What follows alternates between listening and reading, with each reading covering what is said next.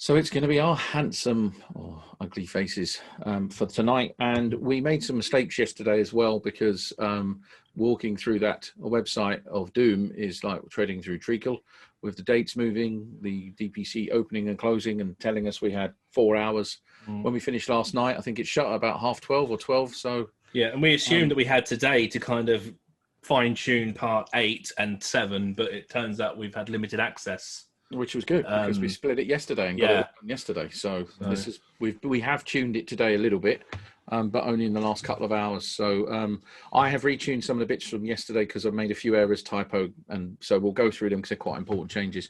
So deep breath, lads. Are you ready?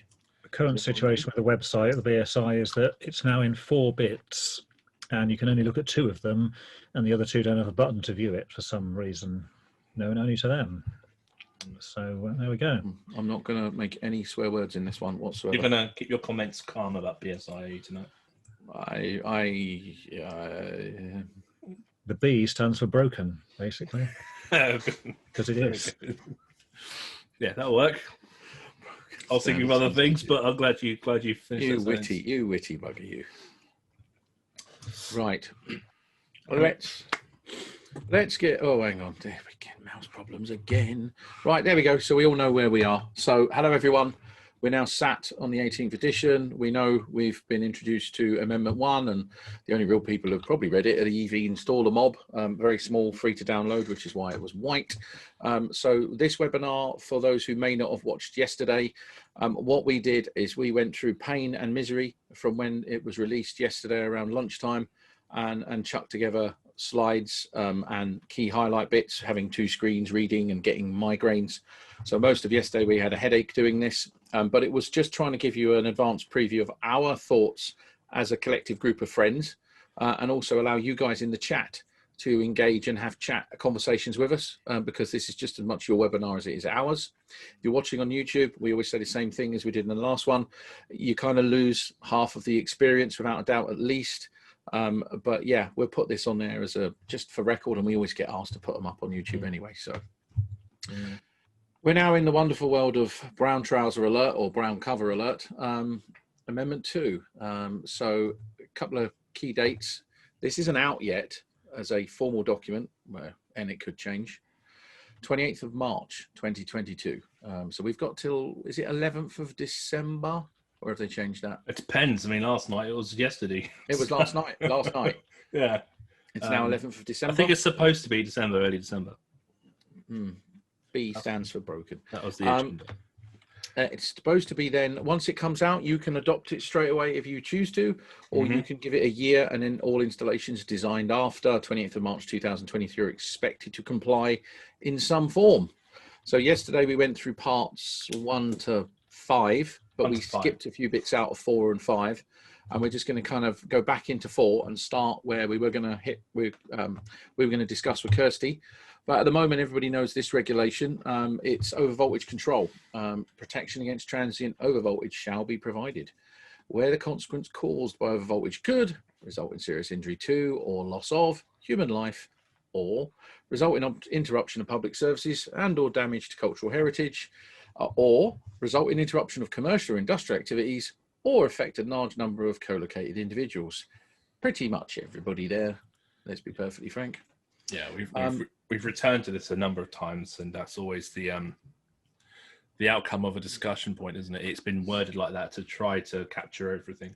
7 hours of podcast trying to make this in plain English. For all other cases, a risk assessment according to 443.5 shall be performed in order to determine if the protection against transient is required. We now know that risk assessment is very limited in why you would actually do it in the first place. If the risk assessment is not performed, the electrical installation shall be provided with protection against transient overvoltage, except for single dwelling units where the total value of the installation equipment does not justify. We also know that there is an IEC version of that, which pretty much once you do that, it's going in anyway. So this is the existing reg. Protection against switching shall be considered in case of equipment likely to produce switching over voltages. It's very important for this, and the reason being is it's been rewritten. And ladies and gentlemen, I give you part of the new regulation. It's now transient voltages due to the effects of indirect lightning strokes. Well, we had this definition added, didn't we, which we covered yesterday? We did, yes. Point. So strokes is a new term in the regulations, although it was kind of spoken about quite a lot by the IET. They just evidently didn't put this in. Now, weirdly, I don't like it when regulations start with notes, because notes shouldn't really form part of the regulation, or do they? Depending on who you speak to will have a different view. Note 1, for protection against transient voltage due to direct lightning strikes, see 443.1.1. And then note 2, the installation of SPDs is intended to provide voltage limitation in order to facilitate insulation coordination and protection against damage to current using equipment. That should say installation, I'm assuming, not insulation. That's a direct quote, by the way, so maybe a little typo there. I can't see how to provide insulation coordination. Maybe that's coming in the 19th edition. Who knows? Wow. Yeah. Protection against transient overvoltages shall be provided where the consequence caused by overvoltage could result in serious injury to or loss of human life. No change there. Then it goes to note 3. This includes electrical systems associated with safety services as defined in part 2. So that's trying to tell us how to interpret that, isn't it? Yes, it is. That's basically what it's trying to say there. It's just helping us to interpret that.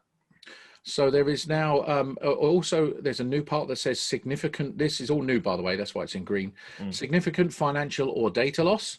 Then it goes back to the old fashioned, except for single swell dwelling units, for all other cases where the consequences of an overvoltage of atmospheric origin are considered to be intolerable, a risk assessment according to regulation 443.5 shall be performed in order to determine if protection against transient overvoltage is required. We then go further along to note 4. A discussion will need to take place between the designer, the installer, and any other relevant parties, such as the installation owner and or end user. Well, I can tell you now, if anyone remembers the Dime Bar adverts Harry Enfield did, talking about surge protection in front of some end users is you're just going to get them going, hey, what? What kind of competency does it evaluate? Does it determine this discussion to take place? Well, I can't see this being in the final version whatsoever. It's just nonsense. You know, to determine what considered is to be intolerable. So straight away, you could have someone who's not very competent going, "No, I don't want that," because they're just thinking about cost. Yeah. Or in the case of the dwelling units, to determine the total value of loss. Guys, anyone who's watching this, and again, if Kirsty was here, would say the same thing. This needs a bit of commenting on. It needs to be in a clear English for electricians to take the ball and run with it and give them the ammunition they need to make the right decision. I know there are experts like Kirsty involved in JPAL, but this is this kind of scenario where a discussion should take place with the designer, installer, and the other relevant parties. Sometimes that's the same person, designer and installer, and the only other party is a customer. Yeah. Neil has said a socially distanced discussion. Absolutely. Protection against transient overvoltage is not required for single dwelling units where the total value of loss therein does not justify such protection. I think somebody's really tried to rewrite that, but it's still pants. It's still this thing about dwelling units and the total value is it's still a load of nonsense, because any house or dwelling pretty much anywhere is going to have enough value in it to justify installing it. So it's not really an improvement here. It's just sort of taking the existing mess and shoveling it about a bit, and then coming out with something like this.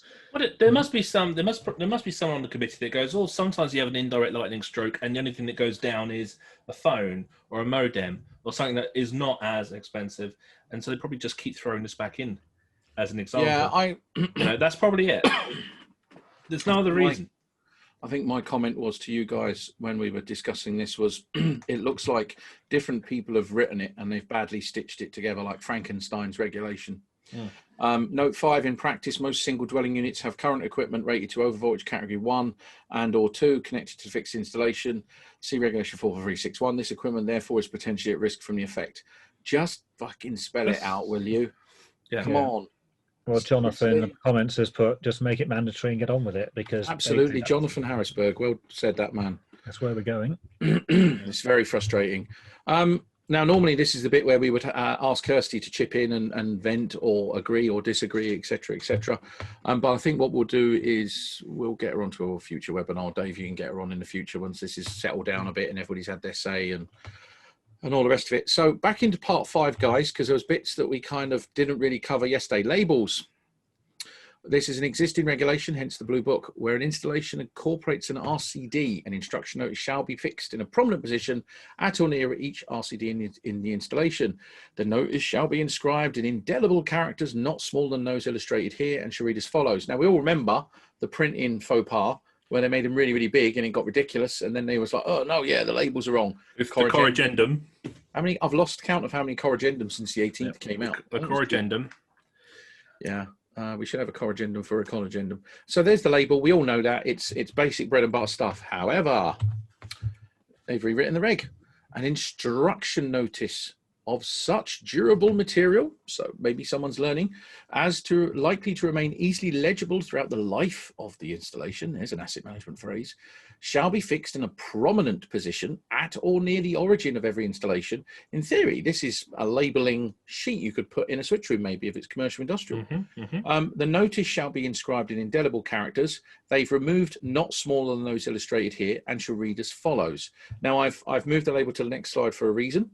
Once you see the picture of it, you'll understand. It then has this bit at the bottom that says the requirements of this regulation need not be applied for domestic, household, premises, or similar installations where the fixing of the notice is not reasonably practicable, time and cost. For example, where there is insufficient room. That's not reasonably practical, is it really? I don't know. Or at the location of the notice is deemed unlikely to be beneficial. So basically stop labeling, and maybe there's a reason behind that. And an electrical installation certificate complete with guidance and instruction for recipients, as detailed in Appendix 6, has been issued to the person ordering the work. I don't know about you guys, but I sit at home every night reading electrical installation certificates because that's just how I roll. I think the onus here is what they do want to do is try to get us to go a bit like they say in Guidance Notes 3, where there's a instruction manual. They want us to go down the avenue of providing to the client literature with an installation, with design criteria, drawings, and also warning information. Now, if we were doing that already, this would be easy to do. But the fact very few of us are actually doing that, there's some other work needed to instruct electricians to compose and create manuals for homeowners. I don't think there is, and a manual for a homeowner wouldn't be a bad idea. But I do think there is some merit in having a labeling or a notifications form or template that's specific for an installation you can screw and fix onto the wall that has all that labeling near to the board. Maybe that's the way out. Maybe we could put traflight sheets or something up underneath staircases next to the boards that are indelible and give the information. Who knows? Is there an aesthetics consideration here as well? Yeah, here we go. So this is the label. So it's the depth of the square edge, everybody.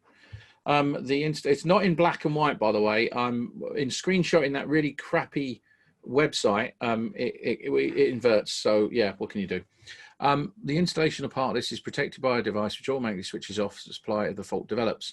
Test 6 monthly. Now, I completely disagree with this, and anyone who's commenting on this, it needs to just say test at a frequency recommended by manufacturer. Fusebox require monthly. ABB require 12 monthly. Or just put test periodically. Something, but don't, or leave a space for you to write in the time. Yeah. It should just be as required by the manufacturer, and then maybe say in the absence of information 6 months or something like that. Yeah, we must put the manufacturer requirement ahead of that. So we know most people don't read the labels. We still have a duty of care with that due diligence to put labels in where required. And also the next spark hopefully will thank you for labeling up something in an effective and efficient manner, especially if you're ferruling up and doing all the good stuff. It means someone's taking... Terry says, how many homeowners actually test their RCDs? Let me know when you find one. I would say none, basically. And but the problem with this thing now about you don't have to put labels on whatever, it'll put it in some kind of document, is that for domestic particularly, you're going to get the situation where we can't be bothered to put labels on it, so we're not going to bother. And then do they give the actual documents to customer? And even if they do, they go straight in the bin and no one ever looks at them again. So yeah, this could end up being just a not bother thing, certainly for domestic. So the reason this is in here is, as you can tell, there is now a new appendix for labeling in the regulations and signage, etc. And what this has is a nice little key. It has a minimum size of font now. And yeah, so it's actually got a little bit more information and guidance which we can challenge to make sure. I think assuming they just want common sizing now, and evidently they're trying to overcompensate for their error of the last time. Yeah, the size, I think it's a good idea to put the sizing in, as in specifying it's so many whatever points or millimeters or whatever, because previously it was just the size it's printed in this book. And the other problem with that is that, of course, there's all this stuff going to electronic versions of everything. Who knows what size it is, because whatever you're doing it on, obviously it isn't a particular print anymore. It's just a electronic thing on the screen. So at least we've got an actual defined size now. So Richard Harrison's asked us, to be honest, do we test our own? No, I don't go out my way to test them. But I have, if I'm ever near my board and the missus isn't in and there's not much switched on, I will. Eddie's asked that question as well. How many electricians test their RCDs? We're our worst enemy. Let's be honest about it. In your own home, you're your own worst enemy. Yeah, my last rewire of my last house took me years. I had a mate come around and kick me up the backside to get it finished. It's always the way you're always working. I regularly test one of them because my wife keeps tripping it. There's something going on in my kitchen in the oven. Okay. Yeah, that gets readily checked. That one works. Okay, that one does work. Yeah, evidently. Anyway, moving on. Moving on. Let's not get bogged down. Hang on. John was about to say something. Yeah, there was an interesting comment there from Neil Bridgman. He's put, in 2020, there's no reason why a small demo video could not be handed over with a finished installation or works. So. I wouldn't want Neil Bridgman doing a demo video for me. That would just give me nightmares. To be honest with you, you can imagine that big old gorilla. Oof. Oh, that would be scary stuff. Oh, yeah. No, that would be interesting. All right, Neil, I challenge you. Do me a handover video. No, good point, though. There's no reason why we couldn't try to more effectively give information to clients. Yeah. You know, the written word, especially labels in places where no one looks, is past us. A QR code with a short video on how to test. Yeah, maybe. Listen, you've only got to go on YouTube. There's millions of videos now of how to wire everything. Right, okay, let's move on because there's lots to do. We've got hundreds of slides to go through. Yeah, we do tonight, need to guys. move on, actually. Right, sorry, John, apologies. 51412.1. So other interesting label change, very minor. It says an instruction notice, this existing regulation, durable material like to be remain easily legible throughout the life shall be fixed prominent position. We know that is the periodic label. It's now changed. An instruction notice, durable material likely to be remain legible throughout the life of the installation shall be fixed in a prominent position at or near the origin of each installation upon completion of the work carried out in accordance with chapter 6465 and breathe. The notice shall be inscribed with indelible characters, and they've deleted not small those illustrated here, and shall read as follows. The pictures on the next slide. It then adds again the same similar note. The requirements of this regulation need not be applied for domestic. So we've now lost the RCD test label. Potentially, we've lost the periodic inspection label. The fixings notice is not reasonably practicable. I think it's one I'm going to ignore. But yeah, it's down to the individual electrician. I get the reason behind this. Yeah, I mean, I get it. I mean, if you think about it, if you run a business and you've got all your OEMs and your operational procedures, you don't need labels on things. If anything, you might need labels to remind instructed workers to check items of equipment, like posters around the workplace, to maintain that good culture. But for a business to actually have all the labeling on their panels, not really necessary if they've got the literature recorded that they can then hand to the next operative. And in the home, people aren't going to follow these instructions. So Richard again, Harrison made a very good point. Is this saying stickers are not now acceptable as they don't last the entirety of the install? Well, one of them did say for the life of the installation, didn't it? Earlier very on. Good point. How do we define that? I think it depends on what the sticker's made of, because if you got, say, paper, that's not particularly durable. But if you get, say, vinyl ones, they last for like 10 years plus. So yeah, it all depends on what they're made of, I think. But also, more importantly, is it ones that people can't rip off as well? I just like that in proof. I just like that 514.9.1 used to read a legible diagram, chart or table. Now just reads a diagram, chart or table. They've taken away the word legible. It's because we just used a magic pen to write whatever.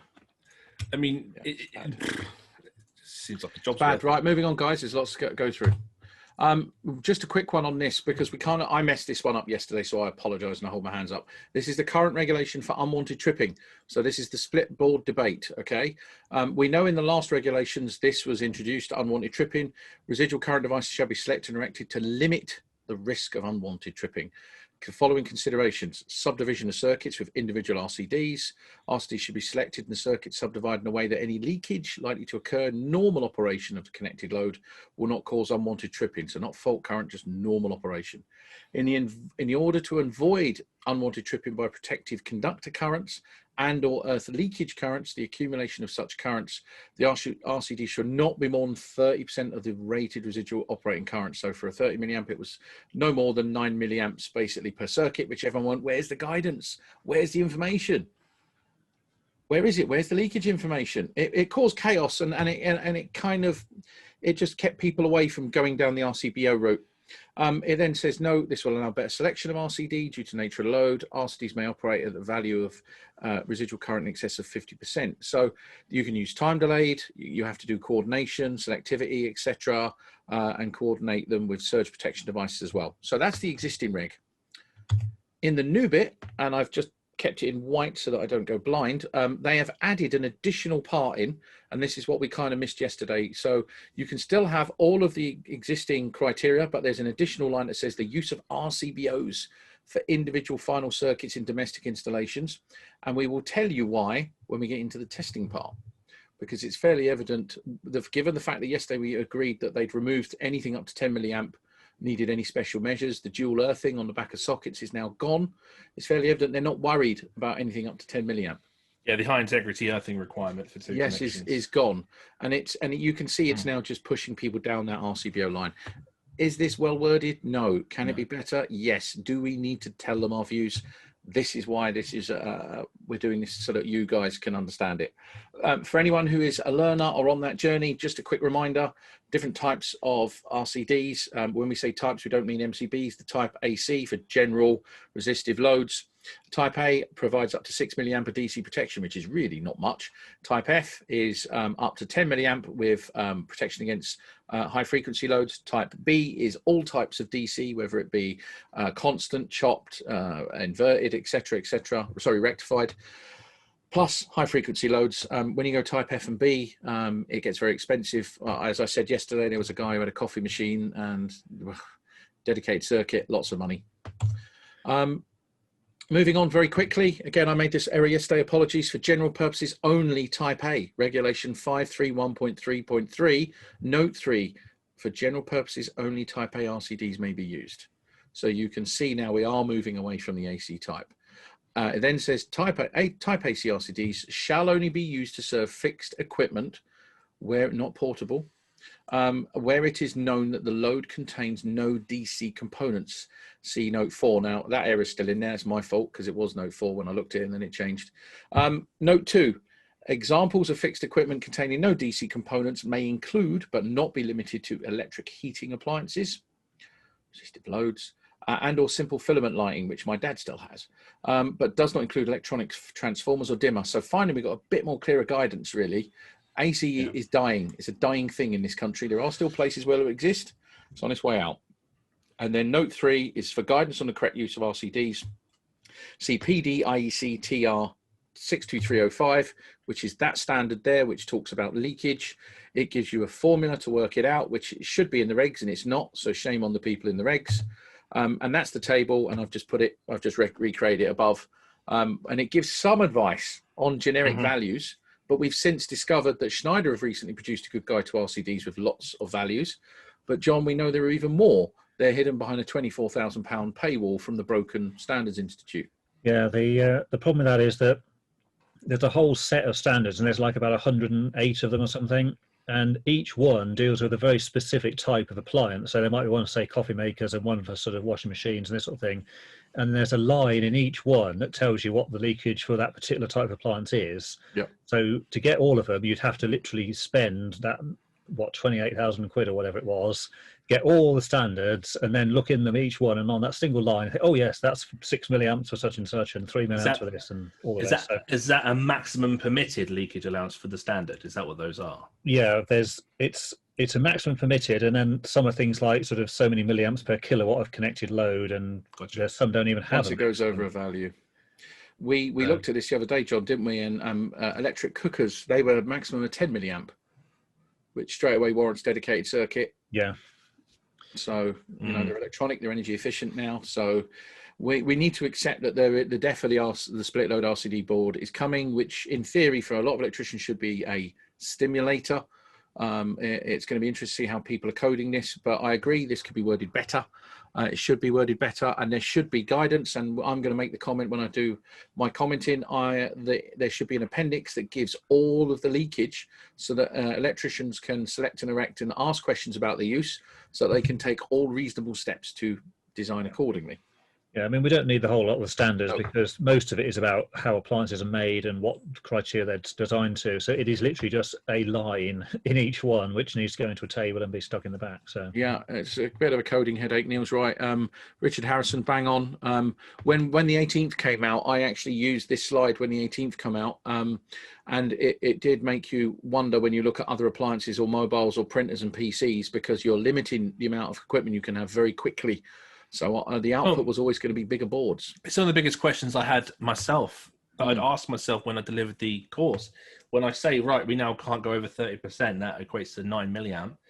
They'll go, well, how much? And that's the problem. You couldn't quantify it, because all that data is behind these. If someone can put in the chat the link to the Schneider document, it's a very good guide to RCDs, very up to date, lots of good information. It's got the leakage stuff in the back. Great bit of data to go from.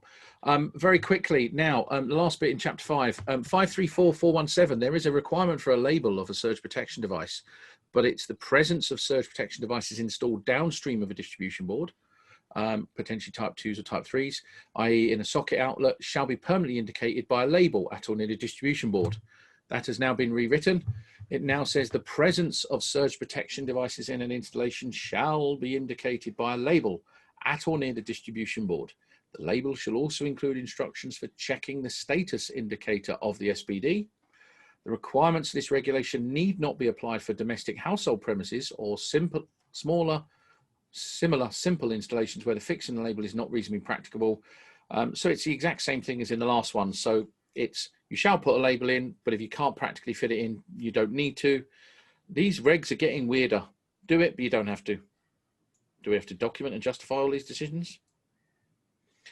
Be good to have a bit more information. So yeah, surge protection label, a bit more clarity. I like the first paragraph. To be honest with you, that is common sense through and through. To be honest with you, much clearer. Not against that reg. Cheers, Andrew. Thank you for that. What's that? Oh, Andrew, thank you. Andrew, hopefully, is he related to Peter? Great surname. Right, so part 6, inspection and testing. So a couple of reg changes, just very minor formatting. 64331, the insulation resistance shall be measured between live conductors and between live conductors, protective conductor. It was poorly worded. It's now formatted like that. The insulation resistance shall be measured between live conductors and protective conductor connected to the earthing arrangement. During this measurement, line and neutral conductors may be connected together. So they've just formatted it. No real change there whatsoever, just a formatting issue. 643.3.3, insulation resistance. It used to state where the circuit includes electronic devices which are likely to influence the results or be damaged, only a measurement between the live conductors connected together and the earthing arrangement shall be made. Now states where equipment is likely to influence the verification test or be damaged, the test shall be applied prior to the connection of such equipment in accordance with table 64. So yeah, basically try not to blow up connected equipment. Following connection of the equipment, a test at 250 volt DC shall be applied between live conductors and the protective conductors connected to the earthing arrangement. The insulation resistance shall have a value of at least 1 mega ohm.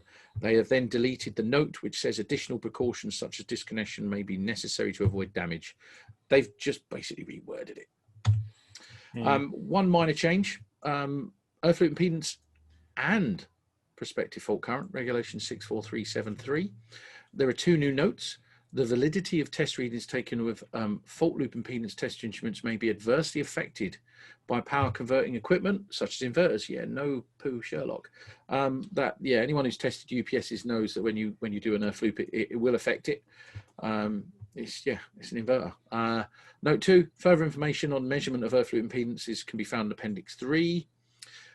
There is then this section here where protective measures are used. That's existing information, so there's no change there.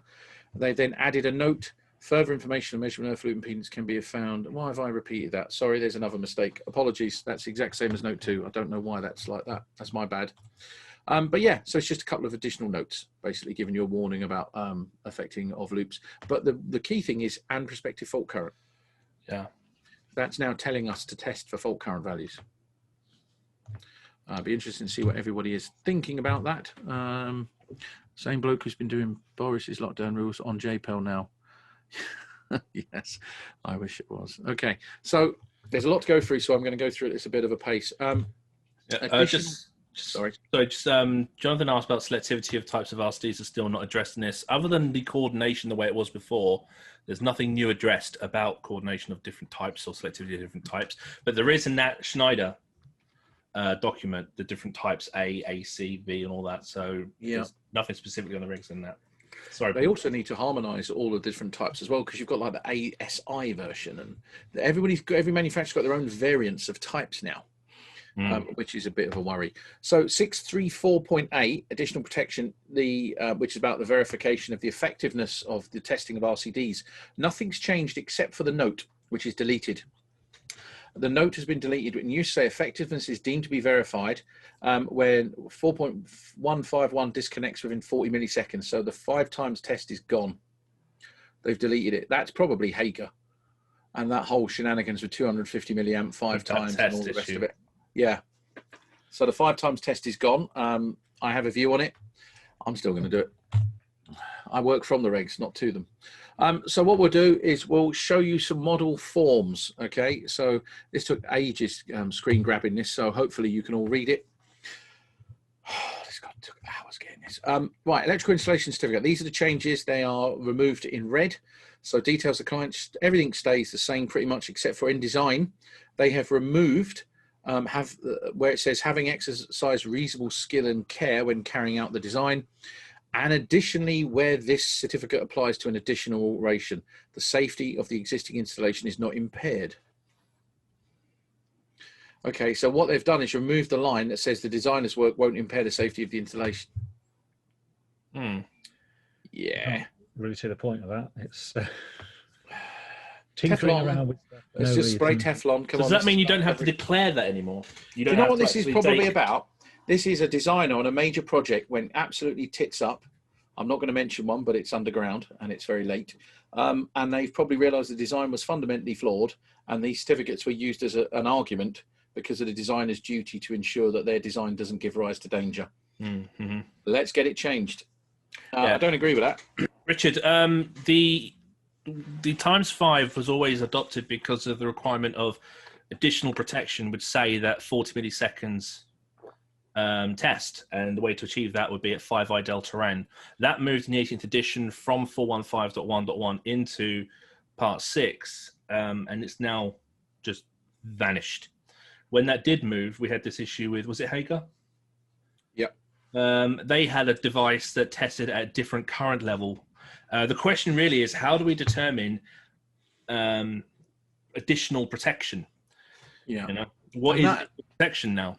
That additional current level was a crock because it was one reference in one table in a 180-page standard with no other reference. And in fairness, they did actually modify their devices. It took a while to bring them in line, which, manufacturers influencing standards. Hey, it always impacts the spark. Everything's going to be updated. If this stays like this, all the guidance notes and all those publications are going to have to change as well. Yeah, new books. The last bit, details of departure from 7671. The permitted exemptions, the risk assessment is gone, guys. Hang on. Yeah, Richard, I agree. As Paul said, work from the regs. If the RCD is there for additional protection, the ×1 would not be substantial. You need instantaneous disconnection. So I would just install a higher, I'd test at a higher current to achieve instantaneous disconnection, whether the regs said so or not. Yeah, I mean, all the testing equipment is still going to do it, so it's not as if it's some problem in doing it. It's just it's not in the book anymore. I have massive issue with the risk assessment being deleted, and I'll be challenging that because there are places, especially on railways, where you do not put RCDs, operational impact, revenue impact. No, absolutely stupid. In domestic, fine, but they needed to say in domestic, no risk assessment. Non-domestic, give us some float. So I'm going to make a suggestion that they reinstate that. Right. Yeah, it really struggles to. It really struggles on their ability to. For them to do that, there must be really no trust in the ability for a risk assessment to be done competently these days, or something. Why is that? what justification is there for that risk assessment to be removed otherwise? Sales boost. It can't just be that. We can't say we want to increase sales, so let's take away the ability to assess risk, surely. Competence of the industry. Oh, Don't know. I think you're right on one of those two answers, and I hate both of them. Yeah, I know. So do I. The problem with risk assessments is that who's writing it, and are they competent to be writing risk assessments in the first place? Yeah. Eddie Clements has said, would you put life support machine on RCD? No, absolutely not. And people do have dialysis machines and stuff at home nowadays, and medical systems at home. So, no, this is not it's not a practical. There always must be, if you are the selector and erector and you're the designer and you're taking all due care and attention to work from the regs and select and erect accordingly, you should be allowed to put in AFDD where you need to, RCD where you need to, and non-RCD where you need to for particular use, and then give said instructions to the user for safe operation. We're having all these decisions taken out of our hands, which is wrong. Because it makes it easier for a certain part of our industry to just work to rule to thumb. Yeah, Cam's saying, I'm struggling to find a reason why there's no 5 times test anymore. Don't worry, mate, we're the same, but this has just been announced. So you have the opportunity to comment now, but we don't leave it like this. We will go fishing. We will find out, won't we? We'll go fishing for the reason why, and we'll figure it out. Yeah, well, we know we're going to be going fishing because... if it's fair to say, not being an awkward bugger, I already have a few British standards that I'm going to be reading, which deal with this. I'll be rereading them. Anyway, moving on. Bottom of the certificate, no real changes on the signatures, the wording of it, so that's fine. Particulars of signatory, one key change on the signatory page, where it says external earth loop impedance. They've deleted external and now put earth fault loop impedance. Really? Seriously? Come on, guys.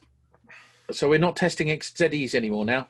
It's a supply parameter. But hang on, so it says ZE. It says ZE, which means ZE external. symbol. So what genius? How much money did these people get paid to sit in that meeting and come up with that one? Is this standardized? Is that the problem? Is that why that's happened? Is that happening in 60364? We should check that. Might be. We should check it. Let's 60364-6. We'll have a look. We'll have a look and we'll let you know.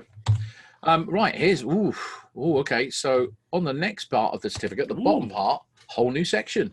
So they've deleted 2 extraneous conductive parts. They then put if RCD main switch, they want the type now, which is a great insert.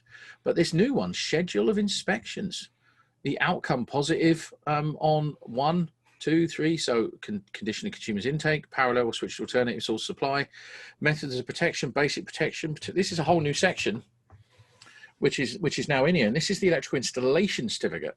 So this is kind of a throwback. Do you remember when they used to have that little tick list? You had to comply. This is kind of a modern version of it, I suppose.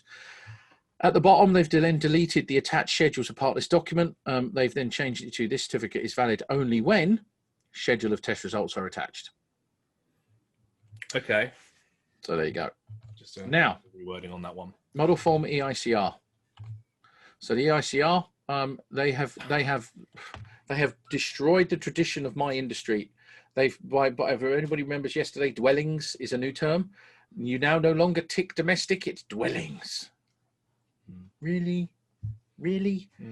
Domestic, commercial, industrial, 3 things that roll off 3 parts of sectors of our industry, and now it's dwellings. You're not a domestic electrician, you're a dwelling electrician. Okay, let's give us 30 seconds for everyone to decide. Is there a significant difference between what is a domestic environment and what could be typically considered as a dwelling environment to us? So a couple of notes, a couple of yes. So dwelling electrician on the side of the that sounds like somebody who sits and goes, "Hey, precious." Okay, so Jay's come up with the HMO. This is what I'm wondering. I'm wondering if maybe a building like a nurse home or something like that might be considered as a dwelling type of environment, but not a domestic. Jonathan has put a brilliant NIC dwelling installer. Change all the labels on the van. It's just going to look so stupid. Yeah. Oh dear, they didn't think that one out. Yeah. Majority is no. There's a few yes. Let's move on. Yeah, move on. Yeah. last bit is just on the front bit. Section F, recommendations. Subject to necessary remedial action being taken, I or we recommend the installation is further inspected by and a date. But then it now adds for the following reasons, which is a great addition. Because rather than just using that crappy table in GN3, which is really only for designers on new installations, you've now got to tell them why. And you can't just put because it's shit, because the next Spark will see that. And I think as part of this whole thing about 10 years being the default needs to go away, because 10 years for a lot of installations is way too long. Yeah, it is. Yeah, way definitely. Especially with all the smart stuff and the alterations people are making to their homes. Smart homes are becoming more affordable. People want better homes and bigger homes, etc., etc. But yeah, NIC dwelling installer, that's a fantastic one. Thank you, John. That's cheered me up a bit. Right, let's go to section I now. Supply characteristics. Again, they've deleted external. Well, that's and to extraneous parts. At the bottom, they've got if RCD main switch, RCD type. That's great. Nothing really changes on the observations, which is fine. No change in coding strategies. No changes in the coding. C1, C2, C3, FI. Okay. Please watch the videos if you want more info on that. We need to change the domestic EICR1 to dwelling now. We should have called it that. If only we knew, but there you go. Model form, minor works. Minor work. There we go. I like this. This is one of my favorite forms because this has grown over the years. So they've removed IET wiring regs, so it's now 7671. Clever. Details of any departures, removed if any. So, okay, that's good. Yep. As amended to, put the latest revision in. Risk assessment attached. Nope, that needs to stay in. Other than that, it remains the same. Supply and adequacy of earthing. That's fantastic. Circuit details. Oh, some new bits here. RCD, BSEN, type, rating, and residual current rating. AFDD. If you remember yesterday, we now know that AFDDs are a shall. Although there's a list of exemptions, which includes lighting and showers, like we predicted last year. Are they not always 62606? AFDD is, the product standard is 62606, and there has been a amendment to it last year. But they still don't have a three-phase version, and they only work up to a light commercial. So domestic and light commercial, you wouldn't put them in the railway. They wouldn't work. They don't have the pollution category for it. Plus, they're limited between 2.5 amp and I think it's 32 or 40 amps they go up to. Yeah. But yeah, it's 60. 40, I think. No, 32. But maybe there is something coming down the line. I don't know. Maybe they just need to put it in there. It's in their interest it's in their interest for these devices to work on all circuits possible. Yes. So 62606 is the standard for AFDDs. Learn it like you know 61009 and 60898. Part 4, test results for the circuit or altered or extended. Test voltage is now required to be inserted. RCD operation is now looks like a tick box, which is interesting. I don't like that. AFDD, well, I suppose it's in there because the bit about the rated operating current is above now, so that's just been moved above. Yeah, but if they're going to make these little changes, can't they do something also that's a bit more sensible, like maybe putting in a ramp test field or something? Sensitivity of RCD would be a beautiful thing, wouldn't it? Maybe the guys listening can comment if you can get the broken standards website to work. Anyway, AFDD satisfactory test button. Note, not all AFDDs have a test button, and as Mr. Ward rightly said earlier on while we were chewing the fat, a lot of the AFDDs we're purchasing are combined with RCBOs, but there are other ones available as modules that bolt in and connect in like a shunt and operate. So yeah, it's a valid point, although I wouldn't buy one without a test button, to be perfectly frank. Yeah. Declaration, no change other than they've just removed IET wiring regulations. Can you go back a slide? Sorry, that one? Paul's asked, why have a tick box for the RCD if there's a tick box for the button below? So he's got RCD operation with a tick box and satisfactory test button operation box. So the RCD operation box, the new one, is that a tick to confirm that it's achieved the required disconnection to test? It's a box. It's a tick box, isn't it? But you are right as well, because the RCD operation on a lot of the devices, like the Electrium one, when you push that RCD test button, it will also act as an AFDD checker as well and get the electronics to do their bit as well. So just seems like it seems a bit redundant to have two boxes. You don't have two buttons on some devices. That's the problem. You do on some. Yeah, but no, the point is there's satisfactory test button under RCD operation. Is that the test button of the RCD? Yes. And so the RCD operation box, that's a tick to confirm the test has been satisfactory. I would assume so, yeah. It's the only information I'm going on. Ask the operation tick. Could we do with more information? There's plenty of space in that box. Damn right. We could do with not taking information out of the form. Mm-hmm. I think there's more that needs to go into that, to be perfectly frank. But I'll take my hat off to them. They've tried. They've added some more bits in. The minor works to me is an absolutely critical form. Andy and Sean in the chat have mentioned there's no mention of PFC here. I agree. PFC at the end of the final circuit. Oh, that's a good point. Short circuit currents. It's like we've been trying. There's an additional requirement there, isn't there? And they've not missed it in their forms. So maybe we'll cover that in a second. So let's have a quick look. Hang on. Let's keep going on. Part 5 declaration. We know there's just removal of wiring regs. Now let's go into the big one, the schedule. So I'm going to apologize now because the website is so bad. So bad. This is as good as I could get a screenshot of it. And trust me, it was a nightmare just finding this. So DB reference number location. Now, ZDB is a new term. We didn't mention that yesterday, but it is a new term in part 2. Correct polarity confirmed at DB. You have to wonder sometimes some of these checks, but that's all fine. Tested by name, signature. Now, if you look at the circuit details, they've added a whole new section in here called RCD. So now, which is a bit weird, we have then BSEN here. We have type, so A, B, F. We have the I delta N rating and the rating in current. We then have conductor details, ring final continuity of conductors, insulation resistance test voltage, and now we have the change on polarity is just a note that says please insert a tick or a cross. Now, who would cross that I haven't got polarity and walk away? Are we that bad as an industry now that we'd cross it or don't forget, some of us now do test it. Some of us now do third-party nonsense, don't we? Mother of God! Wow. Yeah, but interesting. So there's ZS, polarity, RCD, AFDD, remarks, but no, there is nowhere to record any fault current other than at the DB. Yeah, so you still cannot record the end of the final circuit short circuit Nope. current. Yet the wording of that regulation we just went to infers that you have to record it because that's an addition to that title.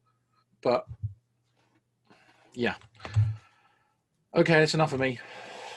1 to 6. Hey, what an idiot! Right. All right, 7. This is the kind of thing that I've had a little look-see at. It's actually not that interesting, is it? All right. So 701, 702, and 703, swimming pools, bathrooms, saunas, etc. They've had a minor tweak, which is sources for self. It just means if you have a source for self in the zones, this particular regulation now says a source of self to 414.3.4 shall not be used. And this is the little snapshot from 414.3.4, which just refers to electronics being used to achieve protection. So it says certain electronic devices comply with appropriate standards where provisions have been taken such that even in the case of an internal fault, the voltage of the outcoming terminals cannot exceed the value specified in 414.1.1. That's just SELV and PELV. Higher voltages at the outcoming terminals are, however, allowed in the case of contact with a live part or in the event of a fault between live parts and exposed conductive parts. This, I think, is why they're going, oh, we don't like that when we have the presence of water. So they don't allow this exception as a source of SELV because I think of that second half there where this method would allow a higher voltage to occur. So this one mention of a source for SELV has been excluded from those 3 special locations. Just going on to, there's a quick note from Paul Brewerton. Did he blink and miss the schedule of inspections? No, that one is a bit of a nightmare. It looks like there's no changes from what we could see, but it would just take too long, and we were trying to go through treacle basically, so it was taking the key bits within the time we had. Otherwise, this genuinely would be like a 4 or 5 night. Yeah, as far as I can see, there's no actual changes, although they've moved some of the bits about in where they appear in the order of stuff, but it looks like it's just the same. But we'll look at that at another time and see if there's anything that's obvious there. So. Indeed. What I do is just on that one, Dave, when I see that slide, I immediately think trust but verify. Because a lot of installers are going to be relying on manufacturers to ensure that their equipment is compliant, and if it fails safe. A lot of it's car salesman time, isn't it? You can trust them, but you still need them to verify that their equipment is fully compliant. We know that there's more onus on the installer to validate and verify the equipment is compliant. And the thing is, you Not may bad buy workers. equipment and it might say it's SELV, but we now need to obviously be aware of how it achieves SELV. And if it achieves SELV in this way, it wouldn't be suitable. And there's those little transformer things that say SELV equivalent on them, Yes. and other nonsense, which you have to wonder what earth's inside those things. This next one's just a new little regulation that's squeezed into 704. Open voltage protection required due to switching operations on construction sites. Cranes, lifts, cement mixers, and similar items liable to produce a switching over voltage. So even temporary systems on construction sites, we've got to consider SPDs, things like that. So that's nice. I like to see that because that takes my argument into things like 7909 as well with switching over voltages. And 7375 construction sites, if they ever update that. Yeah. Interesting. Yeah, no, okay. Interesting stuff. So moving on. 706, conducting location with restricted movement. They've just added a bit of supplementary bonding. So you got here 706.415.2, which is the supplementary bonding form of additional protection. It basically means we're using Earth for functional purposes a lot lately. And if we're in this location and the earthing around us, or there's any earthing around us that is used for functional purposes, we need to cross-connect and supplementary bond the crap out of it. Okay. Yeah. And you may see this symbol more commonly now because this is being pushed a lot lately due to the new 5th edition of the Code of Practice. It's just a symbol for functional earthing. 711 exhibition shows and stands. This is, right, first part is fairly simple. It's just an extra bit of protection for our CDs. Mentions that all final circuits not exceeding 32 amps that supply socket outlets, all final circuits for lighting, and all final circuits supplying hand equipment rated no higher than 32 amp will be on an RCD, SELV or PELV, or electrical separation. The key thing here, this is very similar to a lot of other special locations like agricultural, horticultural, where it says, right, well, those types of final circuits where we can have handheld equipment or low current lighting, they need to have RCDs. It does say the protective measure of electrical separation for the supply of more than one item of current use equipment shall not be used. So if we use electrical separation, it's got to be the electrical separation for one item only, instead of that specialist situation where electrical separation can actually supply more than one item. I've highlighted item of in yellow there because that's actually not in the text. It just reads more than one current use equipment. So that's a comment I've got to make after this. There's a couple of words I think missing from that regulation. Not surprised. Yeah. Okay. This is an old reg. So the TN system, it basically would say we don't want to use PME. PME is not suitable for exhibition shows and stands unless it's continuously supervised by skilled or instructed persons and the suitability and effectiveness have been ascertained and suitable. That's gone. We've now got this next one. Oh, sorry. Yeah. I could read all this out, but well, I'll read a bit of it out. So we've got PME earthing facility not to be used, the means of earthing, except where one of the following. We've got protection against electric shock provided by a device which disconnects the unit from live conductors of the supply and for protective earth in accordance with 543.3.3.101. In 5 seconds, in the event of voltage between the circuit protective conductor and earth exceeds 70 volts RMS due to an open circuit fault in the PEN conductor on the low voltage network. This device is not operated if the voltage exceeds 70 volts for less than 4 seconds. Now, without me getting through the rest of this, if you guys are familiar with 722 and the recent amendments to 722, there should be a lot of familiarity with this, because this is basically a copy and paste approach that they've taken with 722, where we have this issue of installations that can go outside and the use of PME. It's fairly evident, Dave, that the PME risk issue is becoming a more, we've been talking about it in recent DNO webinars, where the PME, which again, the PME earthing facility is what's on the cable, but the TNCS system itself, the use of that within an installation, there is evidently becoming more CNE losses, whatever you want to call it. There are becoming more broken PEN conductors, which is causing this. So the requirements of that almost OPEN technology is now innovating its way through the special occasions.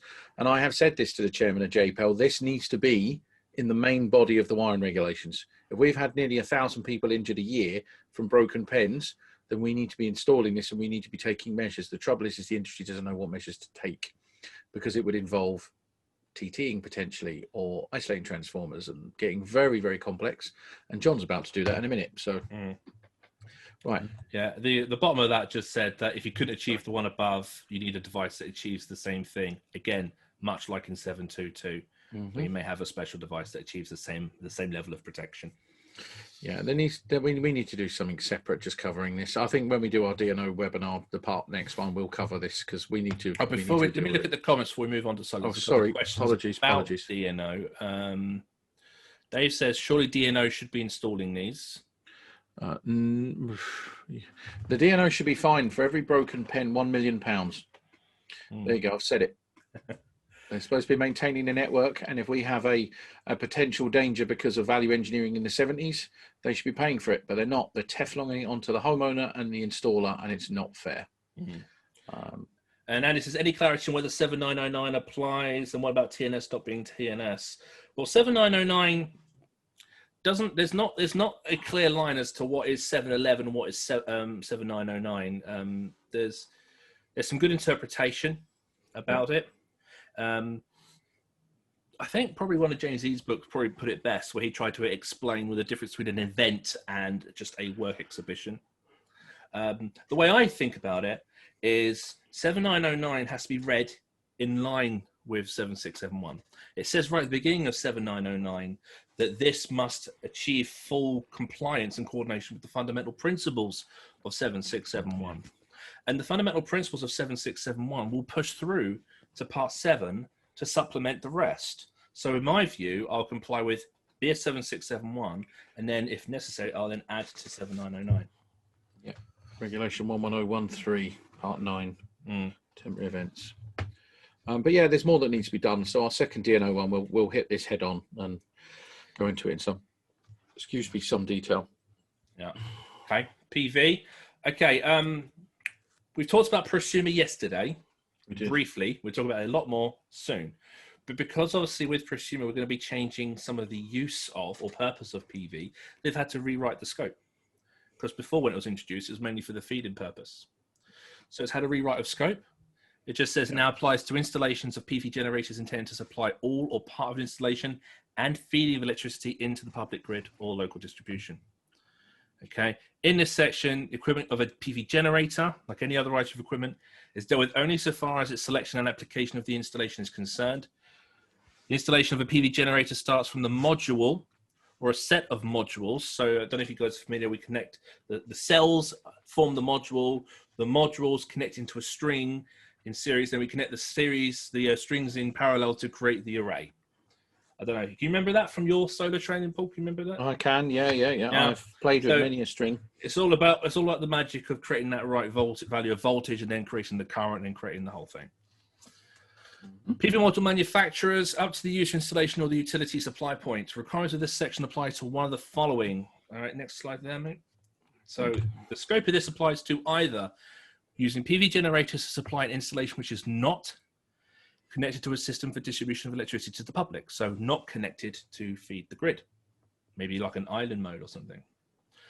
PV generators supplying an installation in parallel, so cross-connected with the grid as well, and generators for supply to installation as an alternative, so as a standby. So 3 different operation modes there, okay, all within the scope.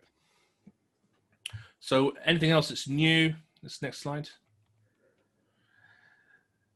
This actually I thought was quite funny. 712.4.2, protection against thermal effects. 4.2, chapter 42 is thermal effects. It's just got here 420.101, safety of a PV generator. Note, applicable national or local fire protection requirements apply.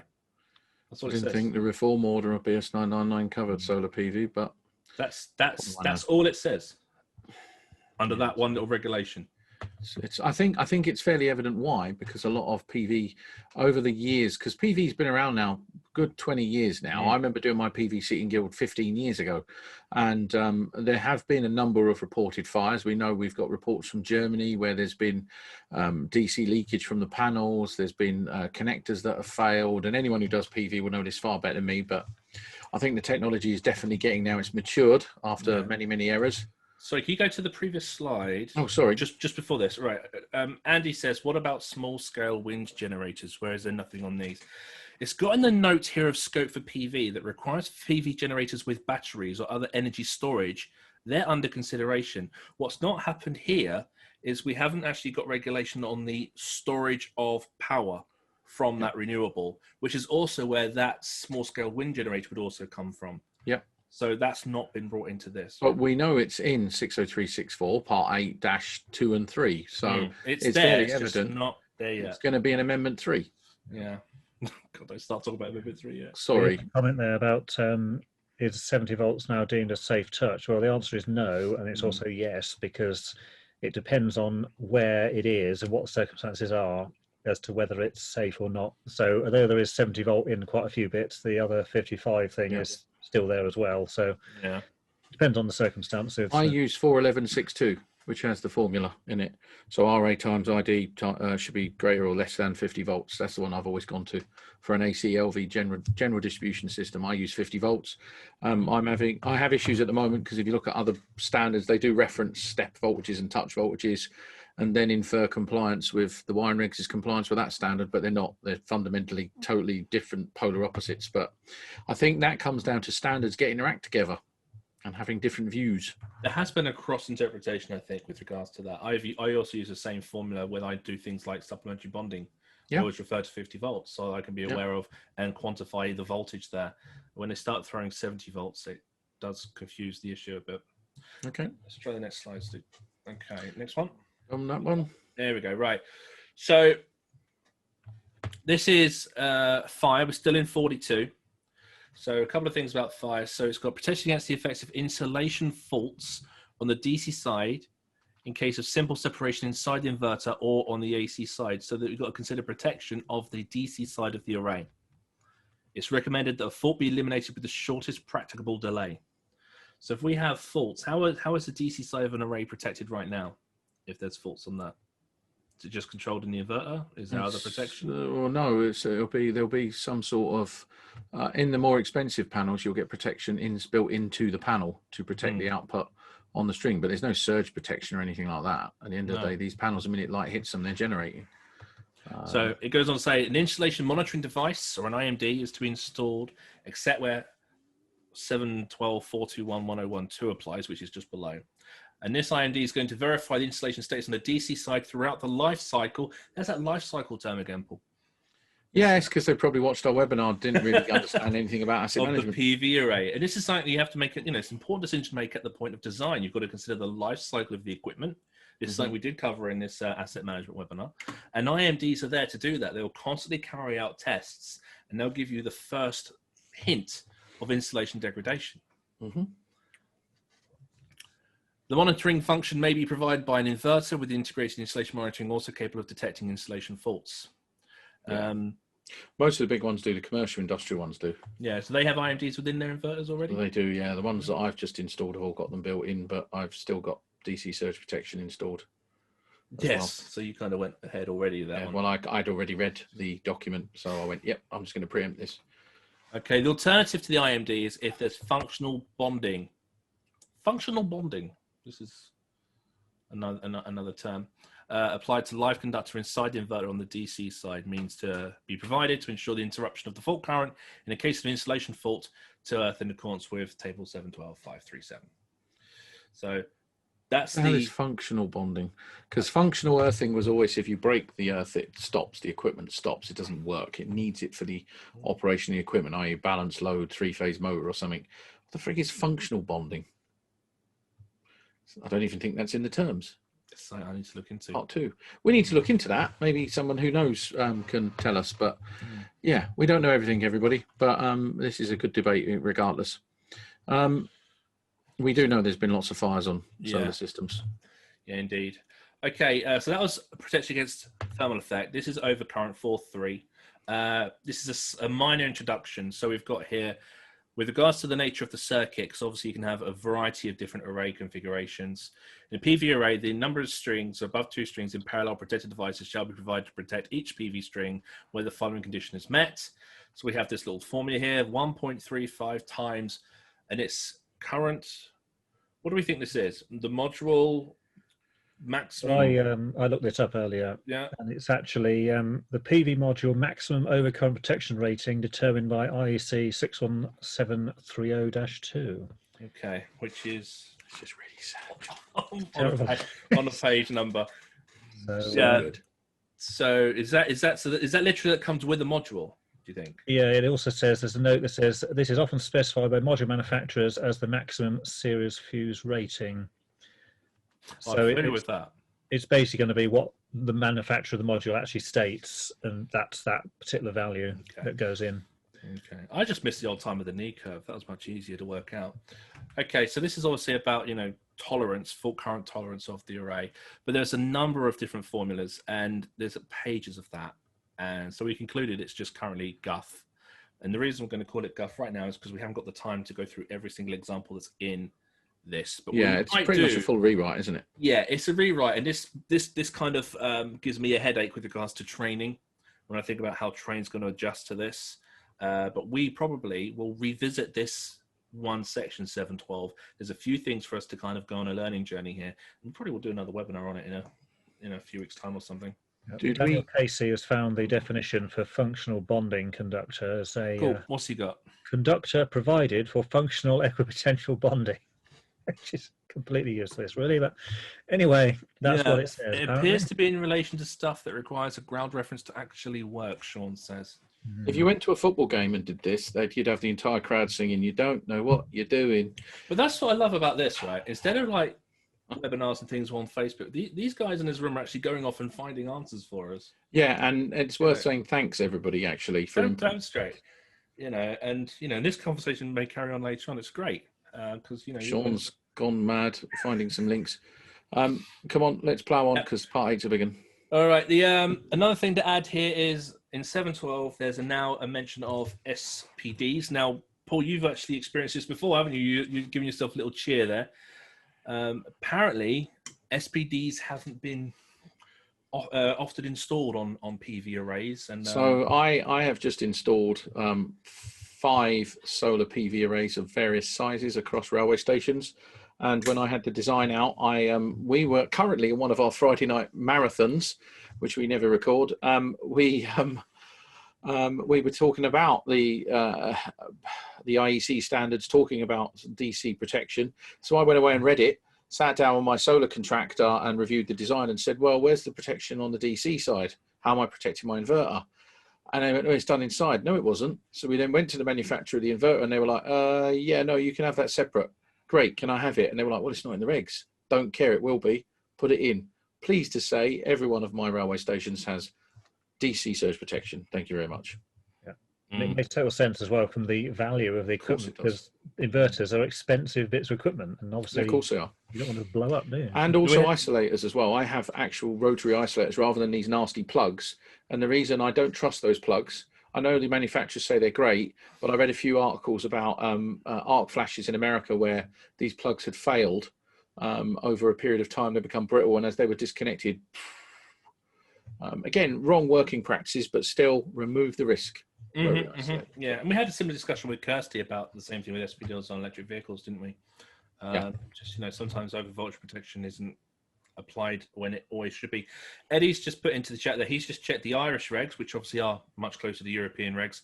The terminology reference to external loop impedance is earth fault loop impedance, and so yeah, it's probably a standardization. Thank you, Eddie. Just for a bit of feedback. Maybe it's just us old school people just like our old ways of doing things. But thanks for clarifying that. Right, 717. 717's mobile or transportable units. Again, you think about what we just covered with exhibition shows and stands, where we talked about the possibility of a PME supplying equipment that may be used outdoors. This is the same thing. Dave? Yeah. A song comes to mind. There's something happening here. And what it is ain't exactly clear, because it's fairly evident that this PME issue is spreading through the regs. It is, isn't it? It's not going to go away. We need to be mindful of it. So the approach here is, if a PME facility, it should not be used as a means of earthing unless it falls within the scope of this section, except where the following. It's located within or outdoors on an upper story or roof, a building or structure containing the installation which supplies the unit. So this is the temporary unit. Or we then have this regulation, which if we look at it, There's a mention there of 543.3.3, 101, 5 seconds, 70 volts for less than 4 seconds. It's the same thing. It's the same type of device, the same type of protection that we had back in 711 that we have in 722. So this device and this method of 70 volts for no more than 4 seconds, or it's got to turn off, is spreading. Yeah, this is just another copy and paste effort, essentially, from what we've already seen, and it's just taking it out and sticking it in several other places. And that is literally what they're doing. They're just changing the word vehicle to equipment, and then equipment to unit. That's pretty much what they are doing. The method, the approach is the same. Sorry, I'm just looking at a standard. There was guidance on the effects of current on human beings. 717. You know, yeah, we were actually going to do something on this human beings thing, weren't we? Yeah, it's complex. Okay. It's just more on the pen failure, isn't it? Yeah, right. The 711 has an annex, as does 717, as does a few. I've just added the annex of 717. This is just guidance on this thing that we're discussing here. So this is an annex bit that's added to 717. It just says that it's describing a device that measures the voltage between the circuit protective conductor and the electric vehicle charging equipment and earth. Yeah. Okay. That is from 717, and it's saying electric vehicle charging equipment. So I don't know if they've just copied that from 722. It's fairly evident, though, that, I mean, that annex 711, I personally think that needs to be slotted somewhere into the main body of the regs, because take out electric vehicle, it should be the installation. What they need to do is they need to go back to 4.1, and they need to go to TN systems in 4.1, and with TN systems they need to have, if PME is installed and then you're outside, just have this protection as a standard. Then you haven't got to keep repeating it.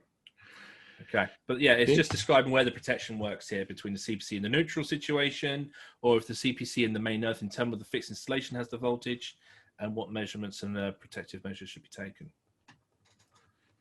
All right, let's hang on. And the rest of it is here. If it's used, the measurement of earth electrodes should be located at sufficient distances from earth electrodes and other buried exposed conductive parts, extraneous conductive parts. So it's just carrying on. And this is like I do want to look into again, this 7430. Which is where this is all coming from. And we've read this one before, haven't we? Where it says it should operate at 56 volts. Where did we read this before with a separation distance of 2 meters? It says in conditions where only buried, exposed, and extraneous conductive parts equivalent to a vertical or horizontal earth electrodes are being considered, a separation distance of at least 8 meters reduces the voltage transfer from the PME earthing system to less than 20%. And in these conditions, the voltage operated device should operate at 56 volts with a separation distance of 2 meters. Is this where we looked at the distance for electric vehicle charging point, TT, from PME? Yeah, it's all connected to it. This is really where changing an existing installation to TT is next to impossible, certainly on domestic and smaller properties, because if you're looking at distances of 8 meters, that's probably going to be impossible on a very large number of properties, because your 8 meters puts you in next door. So you just can't do it. And there's a comment actually from Wayne, I think it was, it's gone off the screen, but said it was looking like everything's going to end up as TT. Well, some things are going to end up as TT, others are going to end up as TNCS with separate foundation electrodes. So, yeah, and I think that's where we'll go. We'll end up with foundational earth electrodes. That's going to be what we do. Dig up the gardens or something. It's going to be. That's the point, though. You know, are we going to install them in existing installations? Because right now, that's not. Dave, I think it's fairly evident that there's a lot more thought needs to go into the design, selection, and erection of electrical installations going forward. Amendment 2, even if half of this doesn't go in there, some of it will creep into Amendment 3. We know Amendment 3 will introduce more. This is just going to keep pushing, because that smart tech, that connected grid, is coming. All right, hang on. Excuse me. 722. Actually, not much. There was just this last mention here. And first thing I want to look at is look at this regulation number. 722.826.3.201. So it's actually it's going forward. It's referring to part 8 here. And it just says, okay, where we have a device complying with 722.41141, this is that TN protection that we've just been discussing, but for 722. If it's used to protect electric vehicle equipment in a PEI, which we've not really covered it yet, but is a prosumer electrical installation, then the vehicle shall be electrically disconnected from the live conductors of the supply and from the protective earth in accordance with 543.33101 in island mode, unless the manufacturer of the device confirms that their device will continue to provide protection in island mode. Okay. We could have really talked about that later on when we talk about island mode in part 8, but that's there for completeness in 722. Yeah, for those that don't know, the way that these numbers work is that they all link together. So where you've got that thing that says 72.41141, if you then go and look at just 41141, you'll find it's all connected to this, and it's just got the other bit on the front of it. So same with that 826 thing. The piggybacking of Reg's numbers, isn't it? Yeah. Basically. Normally you go back. This one goes forwards. This one actually goes the other way, which for me as a trainer of this subject is a boring thing that I can highlight because just remember, guys, we can comment on this. This is our chance to actually say this is wrong. But remember, if you're going to comment on it, please be polite, no swearing, and give a structured comment of this is regulation. This is what I'm not good with. These are the reasons why, and here's an alternative regulation. And again, if you have trouble putting it into the right words, there are places like Discord or online, in Sparking Ninja Facebook group alternatively, where you can just ask people to help you word it. Yep. So, drum roll. Q, like the pun. Q. Part 8. Oh dear, just gets worse, doesn't it? It was necessary to put these in, wasn't it? Yes. It was. Completely.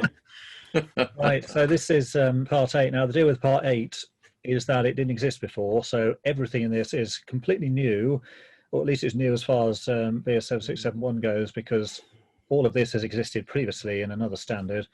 So although it's new here, it's not entirely new in terms of existing in the world, but it's new as far as this goes. So part 8 is functional requirements, and for whatever reason, they've only put in one bit of it, which is chapter 82, and that's one that covers local production and storage of energy. Now, there would have been a chapter 81, which was about energy efficiency, which was what they tried to put in some time ago. And there is actually an 83 as well, which they haven't decided to put in either. It was in the public draft of the 18th edition originally, wasn't it? It was 81, because I remember doing all the research into energy efficiency. So, but they've just centres and all kept that. It out, yeah. So yeah, so of the 3 bits they could have put in here, we've got the middle one for unknown reasons, really. They're being gentle. So anyway, it's local production and storage of energy. And this, of course, covers things like the prosumer, which we've seen before. And here's a nice house with the solar panels and the wind turbine. And we've got our connection to the grid on our loads in the installation. We're also going to have battery storage. So prosumer is a word which comes from producer and consumer of energy. And you stick those together, you get prosumer. And from that, we get prosumer's electrical installation, which is basically what we've got in the picture there, is all the stuff combined into a single thing. And that is abbreviated to PEI, which we'll be seeing a lot in the forthcoming bits. Yes, we will. Well, is it fair to say, John, that anyone that's got solar on their roof, which is now quite a few million houses in the UK, are effectively prosumers? They are. And so just earlier today, I went out to one of my neighbours because something had tripped off, and it turns out that they've got solar panels on the roof, which I knew about anyway because you can see them, and in their front porch they have some storage batteries wired in some weird controller thing in the middle. So yeah, it's true, because I mean, you don't specifically have to have storage and powering up storage or anything. If at any time you're utilizing power that you have yourself produced, then that unit of energy has been part of a prosumer installation, hasn't it? All we're adding here is the producer bit, as in you're producing it, because everybody's a consumer already, as in using energy. So there we go. So PEI is important. So prosumer's electrical installation, it will be coming up quite a lot of times in the future. Before we move on, I think they've lost their minds in the chat. They believe you've got your Porsche on and that you've returned from a secret mission in the Bahamas, and that you need a peach daiquiri. No. Well done, guys. It's good. It's late, but it's good. It's a PV mission, right? Right. The other concept here. This is the numbers here, by the way. 82. These refer to the things in the book itself. So if you want to refer to that later, then that's the number. Now, smart grids are all about dynamic demand and response. And the key point here is in the diagram is that you've got energy flowing in both directions. So it's not just about supplying energy to your homes and businesses, it's also going to go in the other direction. And the other crucial point here is two-way communication. So this is something which is really missing in most installations at the moment. So your smart home or smart business or whatever can receive information from the grid, and that's kind of things like pricing information and availability and load and all kinds of stuff like that. And crucially, it can also send information back to suggest, like, have you got a lot of extra capacity here? What generation have you got? And all this kind of stuff. So it's not just energy comes in and goes in your house anymore.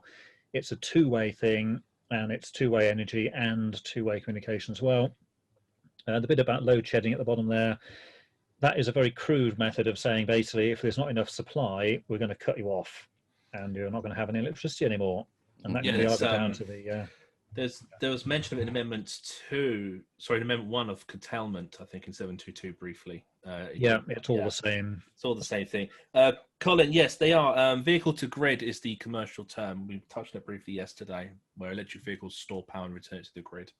Yeah, we will be getting onto that a bit later as well. So load shedding is just a concept of taking too much power. We need to cut some of it off. So at its basic level, it would be disconnecting your whole house or whole business. But with the smart grid, it's more about turning off certain things within your installation, most of which is going to be things like electric vehicles. So if your electric vehicle is charging and then the grid doesn't have enough capacity to supply that, it will stop charging for a certain amount of time to allow the rest of the grid to keep working, rather than having rolling blackouts and all the things that, of course, nobody wants.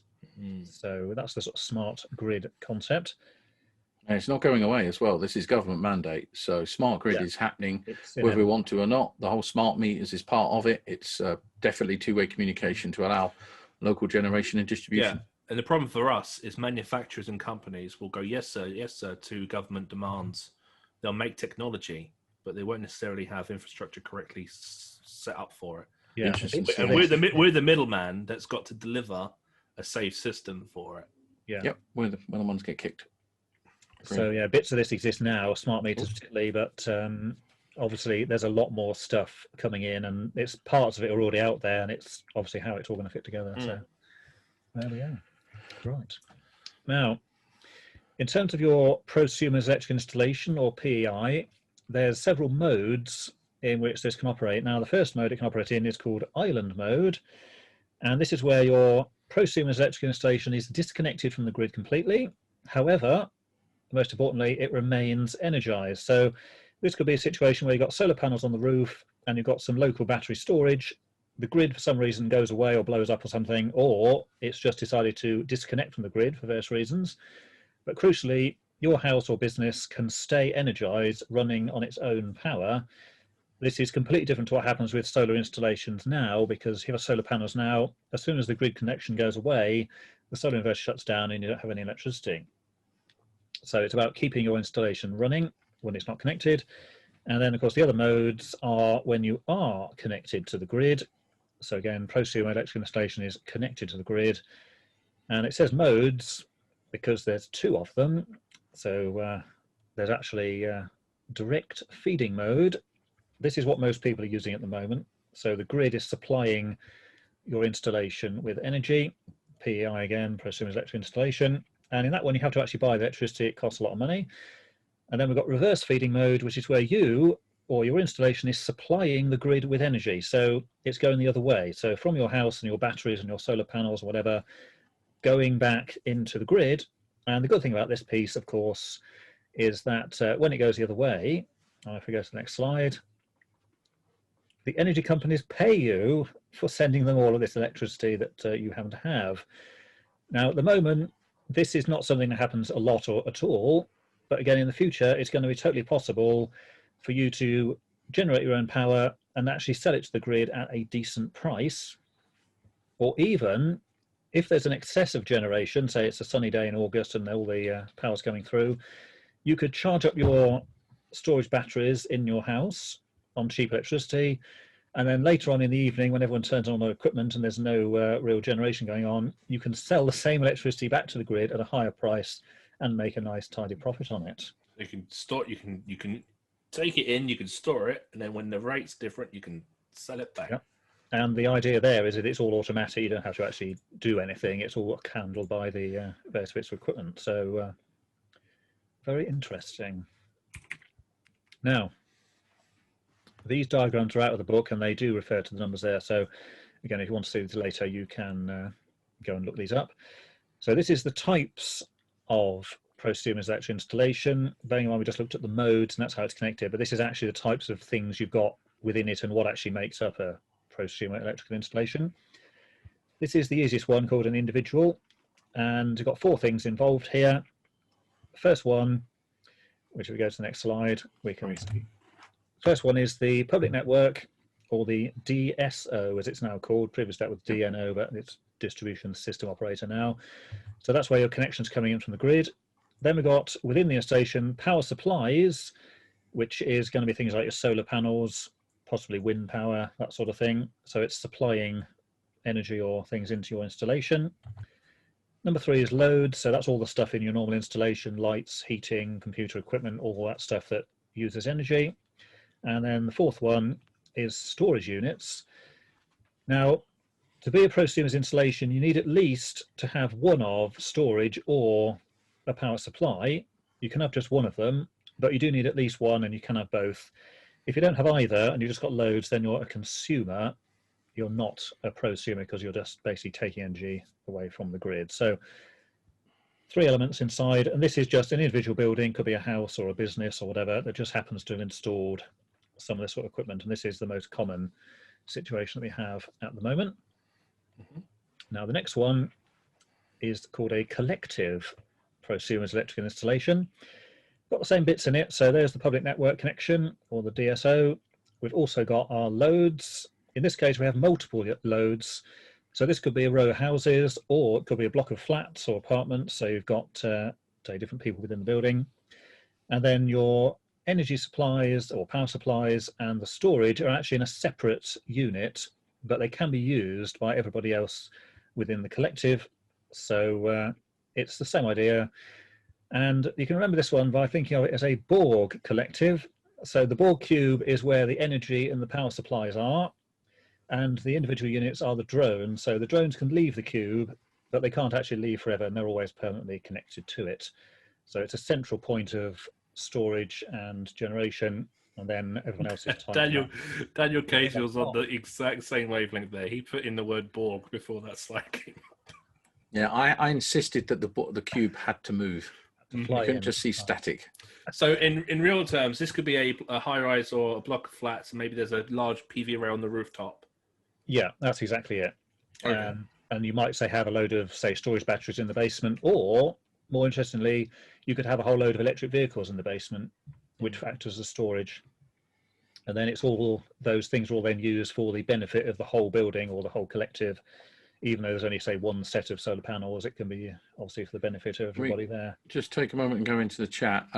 Richard Harrison has asked a random question: are there lightsabers behind me? Yes, they are. Neil has said vehicle to grid won't happen because of EV manufacturers will not allow it. Warranty. Yeah, it's an interesting point. It's a good point. I mean, I've just searched. I mean, the information we've got, the whole website's filled with Nissan only vehicles. Yeah. But I mean, I think Neil's got a Tesla. I think. I don't know how many electric cars he's got. He's got a few of them. Yep. They may not be as welcoming to the idea. Perhaps E5 could apply to run the DSO. No, the DSO is monstrous, multi-billion-pound organisations. No, don't be silly. We're an attitude. We're not a formal entity. Yeah. With electric vehicles, the thing is, don't look at your standard manufacturers who you think make cars now. If you want to see where electric vehicles are going, go and look at the Chinese manufacturers of EVs. They are way ahead of the crap that we get over here. Very eye-opening if you go and look at Chinese manufacturers of Andy Toolkit, which is a great name. I've got a Scale Electrics. Interesting. Does that count? I've got one of those. Yeah, I know. It's 722 compliant though. Interesting thought. Why change DNO to DSO? We covered this yesterday. Basically, it's the natural evolution of the DNOs because they're no longer operating linear grids. They are smart, intelligent, interconnected systems, and as the network ages, they need to give more license to evolve and expand and control and self-regulate. So DSO was naturally the evolving term. I've been using it for the last 4 or 5 years now because I knew it was coming. Makes sense to.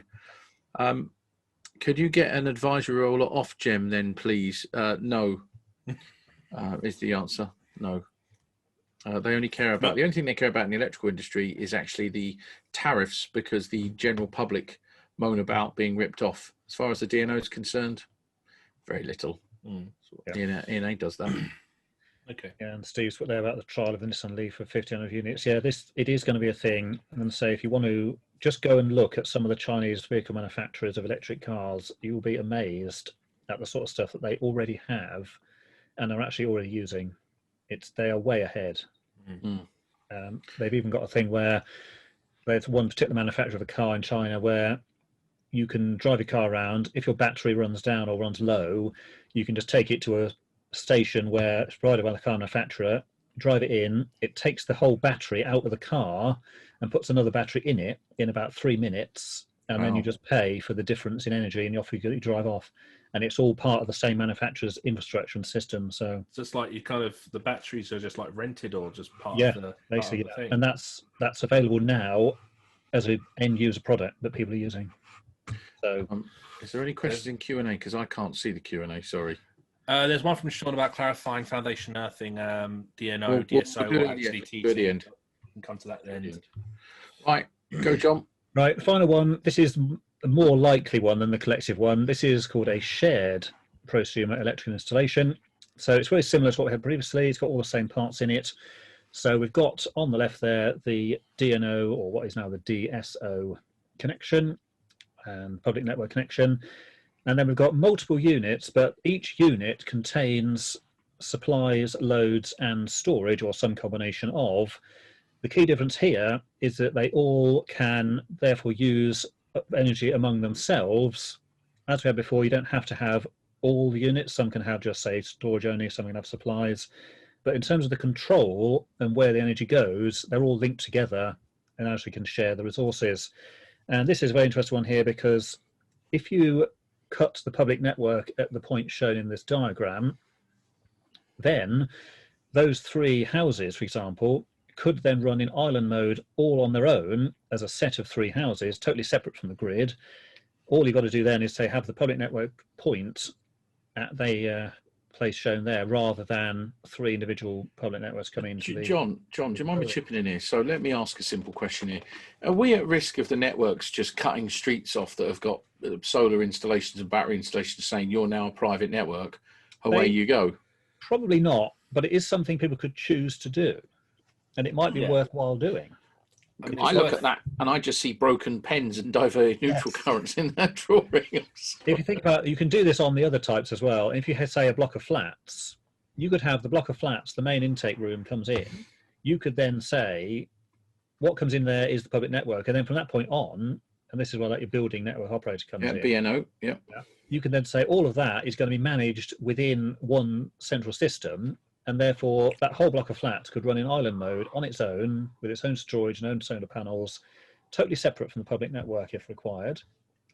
And this is when, say, there might not be enough capacity on the public network, or even if they just decided not to connect to the public network for some reason, because it was cheaper to run it from their own generation and storage. I think the application of this, there's a lot of work. I think this part 8, I mean, we're not even through it yet, but there's a lot of work, a lot of understanding, a lot of normalization of this knowledge in these terms that we have to go through. So the point about these is it's not necessarily what you can do, it's what you will be able to do, and the possibilities of what you can now do with power and where it comes from and what you do with it are just absolutely massive. So that's shared, and I say it's basically just a group of individual units that have decided to work together. Basically all it means is they've got their control equipment is all linked together, and it can determine where the energy is going, who's generating, who's supplying, and whatever. So is that one? Or a train station? Yeah, absolutely. I mean, if you've got a railway station with solar panels on the roof and batteries in the back, and why not run it in island mode? So well, in fairness, Gray's station actually, we produce more than we're actually using from the grid. So you may even have a sneaky generator you didn't even know was there. Yeah, well, Terry's just put, so had a diesel generator, you could turn it on and sell back to the grid. Yeah, in theory you could. That's not probably going to be encouraged because that's burning fossil fuels, but yeah, it's all possible. Should we go into EAMS? EAMS. What's EAMS? EAMS is Electrical Energy Management System. Ooh. EAMS, yes. Now, this is an important concept because this is the equipment which connects all of these things together. So your solar and your storage batteries and your electric vehicles and all the loads in the installation and all the metering equipment and the communication and all that stuff, all wrapped up into a nice little 4-letter acronym. And this is the bit of equipment which controls all of this stuff and therefore decides what's turned on and what goes where and what's going on, basically. So there's a lot of text in the Part 8 about this, but in summary, what it does, it's managing the connection of the prosumer electrical installation to the smart grid. So that's turning it on and off and doing whatever. Manages local energy production, such from your solar panels, things. Manages local energy consumption, and it manages energy procurement. Mm.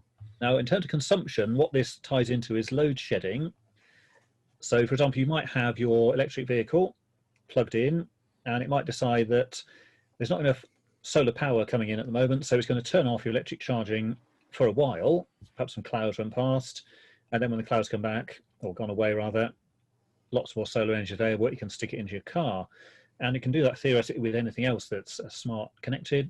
And in terms of energy procurement, that's buying it from the grid, what price is it, what's the availability, and of course selling it back to the grid as well. Again, what price is it, what can you get for it, is it worthwhile?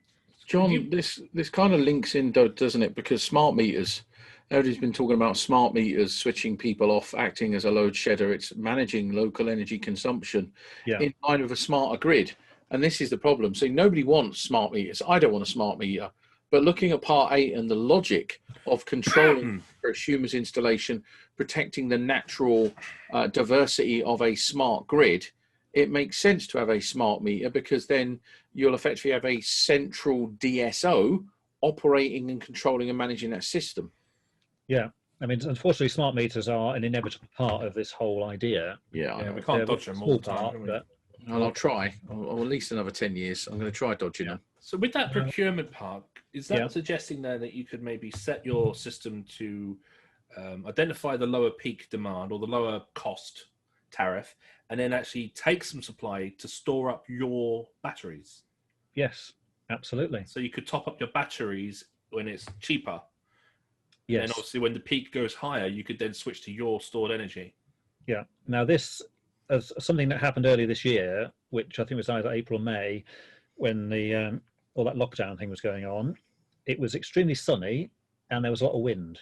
And the load on the general network was actually very low because nobody was going out to work. And what actually happened then was that for a short time, the electricity price actually went negative. And which means basically that there was so much generation being shoved in, it was, if you were able to take energy, you were actually being paid to use electricity. And if you had an account with a company called Octopus Energy, I think it was, or one of the others, but one of those companies, and had one of their weird tariffs, they were actually paying their customers to use energy. So if you turned your tumble dryer on, you could get £5 or something like that. Jesus. It wasn't for very long, but it gives an idea of the kind of strange things that can happen. So all that solar and wind energy piling in, what are you going to do with it? You've got to do something with it. Yeah. So it's like, here's a £5, turn your tumble dryer on, or here's £10, charge your electric vehicle. So yeah, the possibilities for getting energy at very low prices, or even for free or below free, and then storing it and then using it later, or even selling it back to the grid at a high price, it's all there. My fear in this, John, if you don't mind me saying about this EAMS, is some Andy Toolkit, great name, possibility of getting to a point where a glitch in your EAMS electronics would result in you having no power, just like modern cars. We'd have to wait for computer diagnostics to get the fault corrected. He said, I'm going to invest in a generator. Now, interestingly enough, he's kind of right, because you take your car to a garage, you rarely get a mechanic now. You get a bloke with a computer who plugs it in and diagnoses it. Yeah. Now, this is not great for manual trades, because you're now looking at encouraging people to go into electronics and software and diagnostics rather than hardcore pipe, bending and wiring and all the rest of it. So this is where leveling up, using a term that somebody on this uses frequently, we, especially for the dwelling installer, whatever that is. Yes. Dwelling installer. Some of the comments here, yeah, it was Octopus Energy. I thought it was there. They're basically one of the only companies that currently do this, and obviously you need a smart meter for it. I'm going to sign up to Octopus Energy tonight. But at the moment, it's not totally automated, but the idea with this in the future is that all of this could be fully automated so that your electric energy management system would deal with all this for you and make these decisions in terms of where the energy is going and the most efficient and cost-effective use of it. And yeah, so we're kind of just going into that now with, say, one energy company, but eventually this is where smart meters will go. I mean, my sister has a smart meter, and in the documents for it, it actually says that it has 128 energy registers in it. So that potentially means 128 different prices that it could actually utilize. So is this one central system? Because I mean, Neil's just pointed out that smart battery systems already do this. I know that companies like is it one of those vehicle chargers? They've got this the Zappy or whatever, that you can see an app where you can see your in and your out and all this stuff. So you can just see energy move in different directions or how it's collected. Is this just going to be a new meter? It could be a central piece of equipment, but it's more likely it's going to be individual pieces of equipment that all communicate with each other. Yep. So some of these already exist. So the smart meter is part of this. Those Zappy chargers are basically one of these already. Yeah. And the whole idea is that all of these devices can then communicate with each other and make collective decisions on what's the best thing to do and what's the best time to charge this, turn the washing machine on and heat your water heater and all of this sort of stuff. So it can be just a big sort of computer, if you like, connected to all the stuff, but it's more likely going to be individual pieces of equipment that crucially communicate with each other, and the end result is the most sort of efficient and cost-effective use. And crucially, to keep the power on, so if you've got, say, huge demand on the grid suddenly, it might decide to switch into island mode because the grid's being overloaded. That means your lights things stay on and you're running your power, and that also helps everybody else because then you're removing yourself from the grid and not putting a load back onto it. With this, is the agenda here primarily to maintain the integrity of the infrastructure of the network, or is it energy efficiency as would have been with Chapter 81? Energy efficiency is part of it, but most of this is essentially there to make sure that systems keep working and don't to fall protect down the network from flopping. Yeah. Okay, because 81 had all those other stupid ideas to save money and save energy. This is more the system. Okay. Speaking of 81, at the bottom of the screen there, we've got C Annex D82, which covers a bit more of this. Or you can look in BSHD 60364-8-1, which is what would have been 81. Yeah. And of course, you can go and get that standard. But is it? Of course, it's not actually free, is it? No. So if you want to get that, you do in fact have to shell out a pile of money. So if we move on to the next slide, there you go.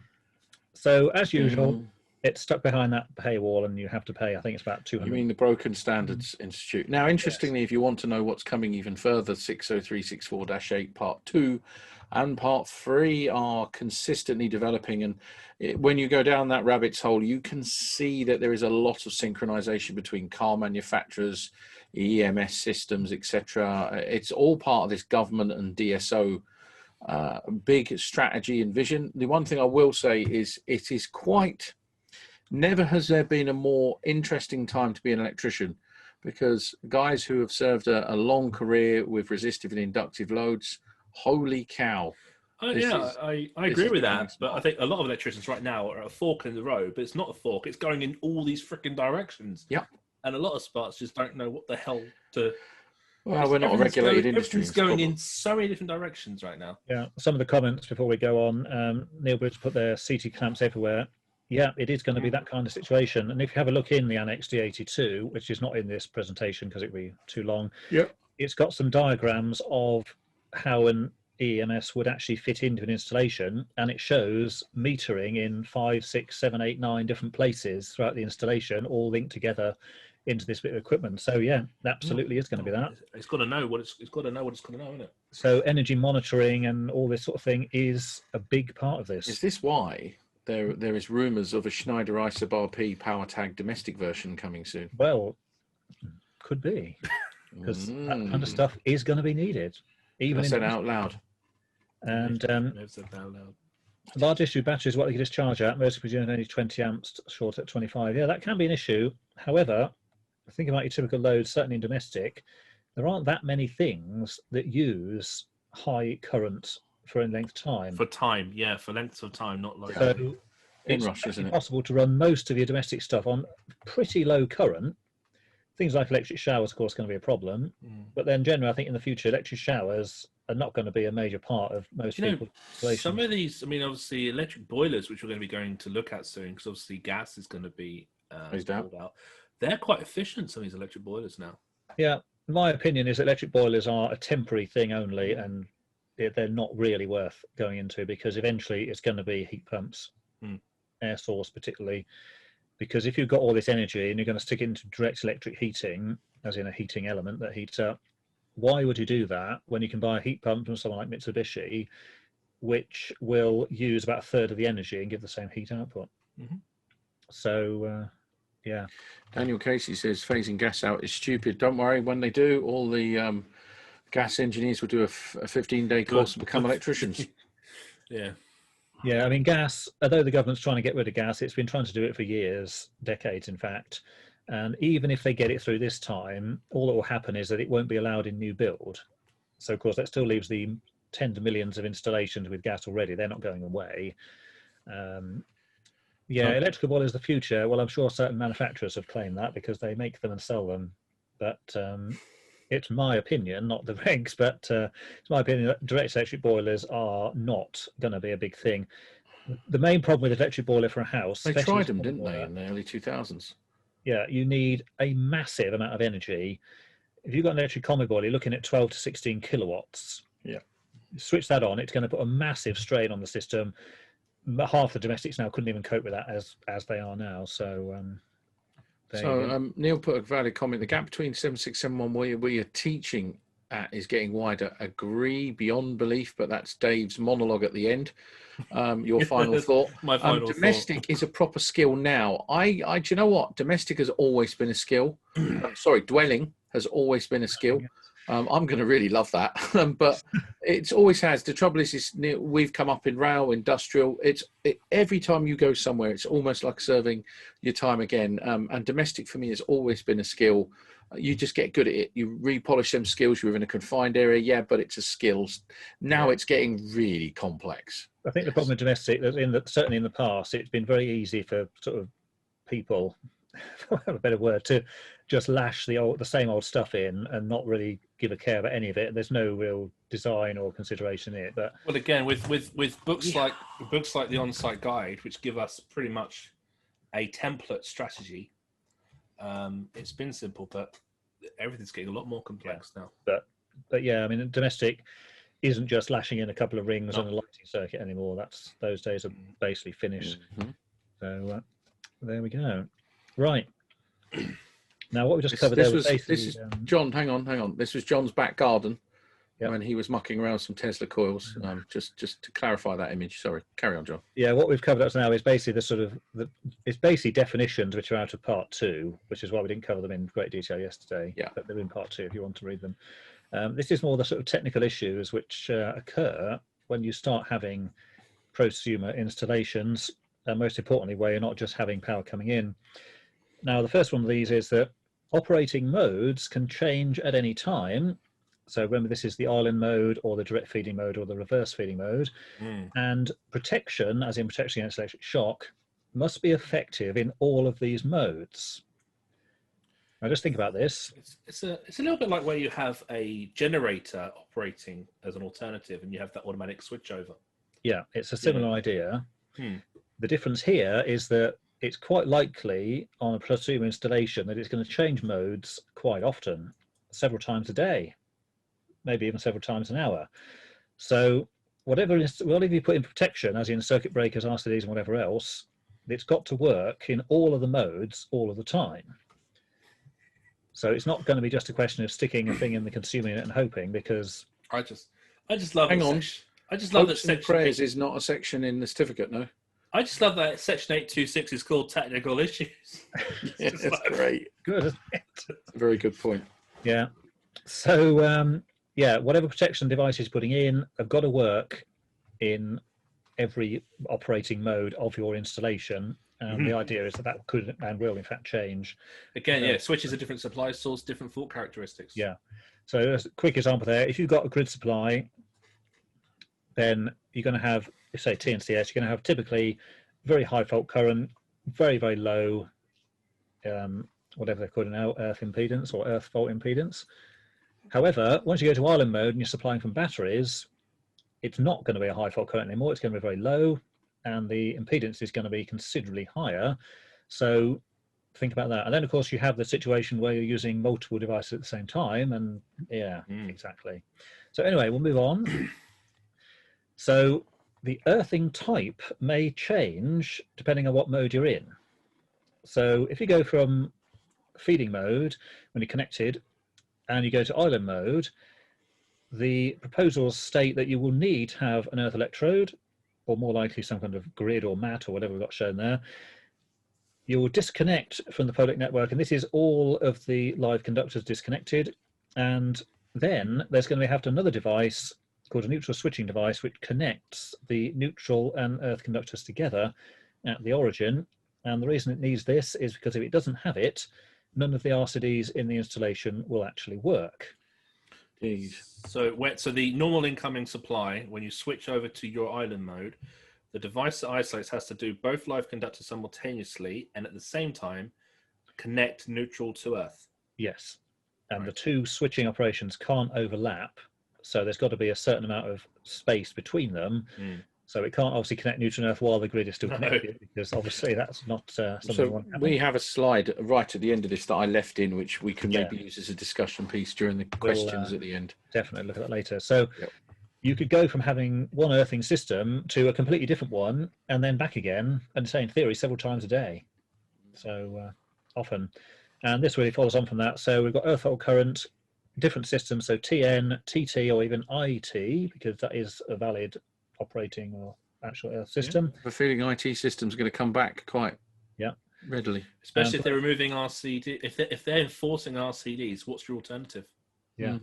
And for those who don't know, IT does not mean computers and information technology. It means insulated or isolated from earth. So that's essentially a system which doesn't have a connection to the earth outside, or if it does, it's through a very high impedance. Which, believe it or not, used to be railways years ago. Oh, well, there you are. There you go. I was doing some research on it, and many years ago, in the early days of electrification, everything on railway platforms were connected directly into the traction system and not to the DNO, which made all the platforms an IT system. There you go. Sad bit of knowledge. So the earthing system could be different for each mode, and because of this, you might need two devices for fault protection. Now, it actually says this in the section 82611. In theory, you could have two separate devices, or more likely, it's going to be a single device with two types of protection in it. I don't think having two separate devices is a particularly valid. Well, John, you'll have to, when you're doing your selection erection, you'll have to consider each mode, won't you, and select a single device that achieves compliance with both. I'm going to say, otherwise you're going to have them in parallel with each other. I mean, how is that going to work otherwise? It'd just be a cluster. It's shown in the diagram as two devices in series in different points of the installation. So one has to tolerate the conditions of the other. Exactly. And you've got to cope with something being TN and TT, and then to go back to TN. And yes. Yeah. Hang on a minute. Can anybody hear the music from the Twilight Zone? This is... Yes, Terry Austin has put a very good comment, says, that's going to put loads of strain on switching devices if they're switching multiple times a day. Yes, absolutely right. It will. Coming up to that shortly. So, David Graham has nailed it. This is going to be a qualification in its own right. Absolutely. Mr. Extra Pete, 30 minutes on your 3-day regs course. Well, I said the other day this should be a 5-day course on its own. Yeah, this will be. I genuinely agree with that, actually. I think there's a 5-day There'll one just here. be 4 more questions in your exam. That's all you've got to worry about.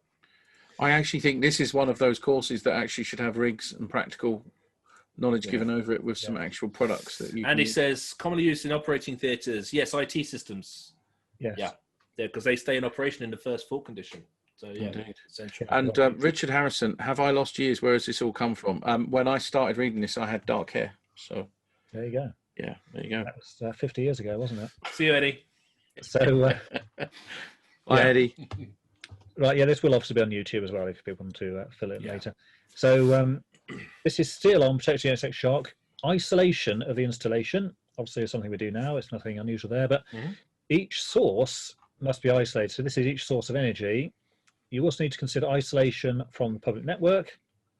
And then, as you've got multiple sources of generation, this raises the question of where is the origin of the installation, and can the origin change depending on what mode you're operating in? Well, I had this thought yesterday when we talked about certification. Surely your system would have two sources of origin or two sources of supply, unless we documented it as two separate systems. We should already be looking for this now, different sources of supply. But yeah, where would you define the actual origin? Is it at the, say, the PV array? Is it the battery storage? Is it it comes back to the question of what is the system? Yeah. And if you've got one final circuit that operates on two separate sources, then that one final circuit configuration is great. But if you've got two different supply characteristics, then you technically have two different fault conditions. So you've got to document them together. Wayne Roddis Clark has put a very valid point. I can see this splitting off into a specialised area. I think, Wayne, at this point, this is new for all of us. So when we read this melted our brains as much as it's melting yours now. I don't see it becoming a specialised area because this is the dwelling installer's job now. It's going to be really interesting to see how well they do. But like with any adoption of anything, like PV 20 years ago, early adopters in bed, find out what's wrong, adapt. We're only now getting to the point where PV is a stable technology. There's lessons learned. This is a generational thing. Each generation of sparks will get better and better. The thing to remember here is the government with PV, it was a good idea. They gave us a feed-in tariff to incentivize. This is could be a lot more firmly pushed. Indeed. For new installations. Okay. And existing. Carry on then. So protection against overcurrent. This is the thing that normally causes fires and overheating. So nice fire there. Things you've got to consider: short circuit current at all points of the prosumer's electrical installation. Direction of the current and polarity, because when you've got different supplies coming in different places. A combination of all of these power supplies connected at the same time. So you could quite easily have a grid connection and solar powers and a wind turbine in the garden and the batteries supplying and taking. And also the location of the fault relative to where the power and things is actually coming from. And is the device you're going to hopefully protect against overcurrent actually going to disconnect what you think it's going to disconnect? So, I mean, when you're testing this or you're designing, you can design this and you're going to test this, you're going to want to have both. You're going to test it under one situation with one supply and under the other. Yeah. And again, you're going to verify the short circuit current at all points. It's mentioned here. Why can't they just throw that into the bloody paperwork? Slowly. Bit by bit. Right. This is 8613, outage of the public network. So some kind of power failure or the basically the grid has gone away. Two choices, island mode, or you can just disconnect all the power and put a candle on instead. Now, if you've got the local storage, island mode is probably going to be the preferred option because then it keeps all your stuff working. However, if you didn't have enough battery storage left, then disconnecting everything again is an option there. And then we've got duty requirements for switching devices, which is what was mentioned earlier in the comments there. As yes, it is going to put loads of strain on switching devices. A lot of these devices out there now are designed for temporary use or standby use. And they might only be used, say, once a year, which is when they decide to test the generator in the basement and switch over to that. But say these things could easily be switching multiple times a day. So you've got to consider when you're actually buying this equipment, is it actually up to the job of switching potentially thousands of times a year without blowing up and melting? It definitely shouldn't be considered as a standby switching device. It's more of a functional device. So, chaps, just on this, we mentioned it yesterday as well. There's a standard ENA standard G55. And that is that's an interpretation of the EMC directives, and that's to deal with connected loads, switching, transients, harmonics, because the stuff we're producing now in this smart form is having a detrimental impact on the grid. So they need to manage it somehow, and G55 has come out, and that's a method and interpretation that slowly will be working its way into all of this for all of these switching, producing harmonics. We're not exporting smooth waveforms anymore; they're inverted. So it's a different world. UK grid considered extremely stable. Well, not if you were on the webinar last week, it weren't. It is. I mean, it's reliable at the moment, and it doesn't just sort of go off every 5 minutes. Yeah. But all of this stuff is being attached to it, and the whole grid the grid as a whole is moving to massive amounts of generation from solar and wind, which by their nature are intermittent and unpredictable. Yeah, I mean, there are power companies around the world that have really championed this. I mean, I remember when I did some studies looking at 722 on curtailment, I came up with examples of places like, cities in Africa where they actually at a certain time of day will just shut off, what we would consider to be a small city. Now they just shut them off because the main manufacturing and the area of hospitals and commerce need the power, and so places are just shut off at nighttime or peak times of the daytime to protect the grid. Over here, we haven't got that problem yet. We've got a much better system, but there's still nerves about continuity of the system with the amount we're intending to put onto this grid. Yeah, especially with electric vehicles. And again, all this equipment exists now. It's not some future thing that's coming in 10 years' time. You can go out and buy this stuff now, and there are installations out there already installed in the UK that do all this stuff. There's a fairly big one in Oxford, I think, somewhere. See, Simon, doing these things. Yeah. It's true. Right. Transient overvoltages, which we have mentioned several times already. And this is about when you're switching between sources and load shedding or disconnecting loads you don't want, and of course switching between modes as well. All of these switching actions are going to create transients on the system. So surge protection devices will be required on any prosumer's installation. So no real surprise here because they were probably required anyway, but these are going to be required purely from the switching transients, nothing to do with lightning strikes or lightning strokes. So once again, surge protection is going to be a thing. It's going to happen. It's going to be everywhere. Fit it as standard. And let's have a look at the comments there. Sorry. Daniel Quace is quoting 26 of ES electricity safety quality continuity regs, disconnection of supply, refusal to connect, and resolution of disagreements. Yeah, that's one I've. Don't get me started. Yeah, that's that the old one about interference with the system, but. All of the equipment that connects should comply with a whole pile of stuff, which I think we'll cover a bit later on. There is a whole website which we'll also look at, or at least give you that. A quick one. Wayne Roddis Clark, switching under load at multiple times. It's going to be some switch along with SPD, AFDDs, etc., etc. These installs will need some major training and be rather pricey. And that's a bit we should talk at the end, exactly costing and who's paying for all this and the consumer and how we promote Sparks trying to do the best endeavours and the best selection direction without pricing themselves out of a business. Yeah, the one above that from Raphael says, we lost power to whole villages trying to hear multiple times last week alone. Stable is not a name I would use, referring to the grid there. And we have our own solar farm, which we're connected to, and it shut down as well. And yeah, that's kind of a big disappointment, really, with some existing solar, in that if the grid goes away, the solar stops working. There was a webinar a couple of weeks ago with some grid guys on it, and the national grid is pretty stable, but the DNO networks are, there seems to be an issue with fires due to harmonics and heat in the cables and various other issues caused by the importing of unstable harmonics and frequencies and trying to match a sine wave on a system that's it makes varying. sense though. If you think about generation and transmission, the area where the frequency and the sine waves and all those are going to get chopped up and moved around is right near where the equipment is, and that's where the problems are going to be, right at the end of that distribution line. Yeah, Neil Bridge put there the Powerwall 2, that's a Tesla thing, I believe.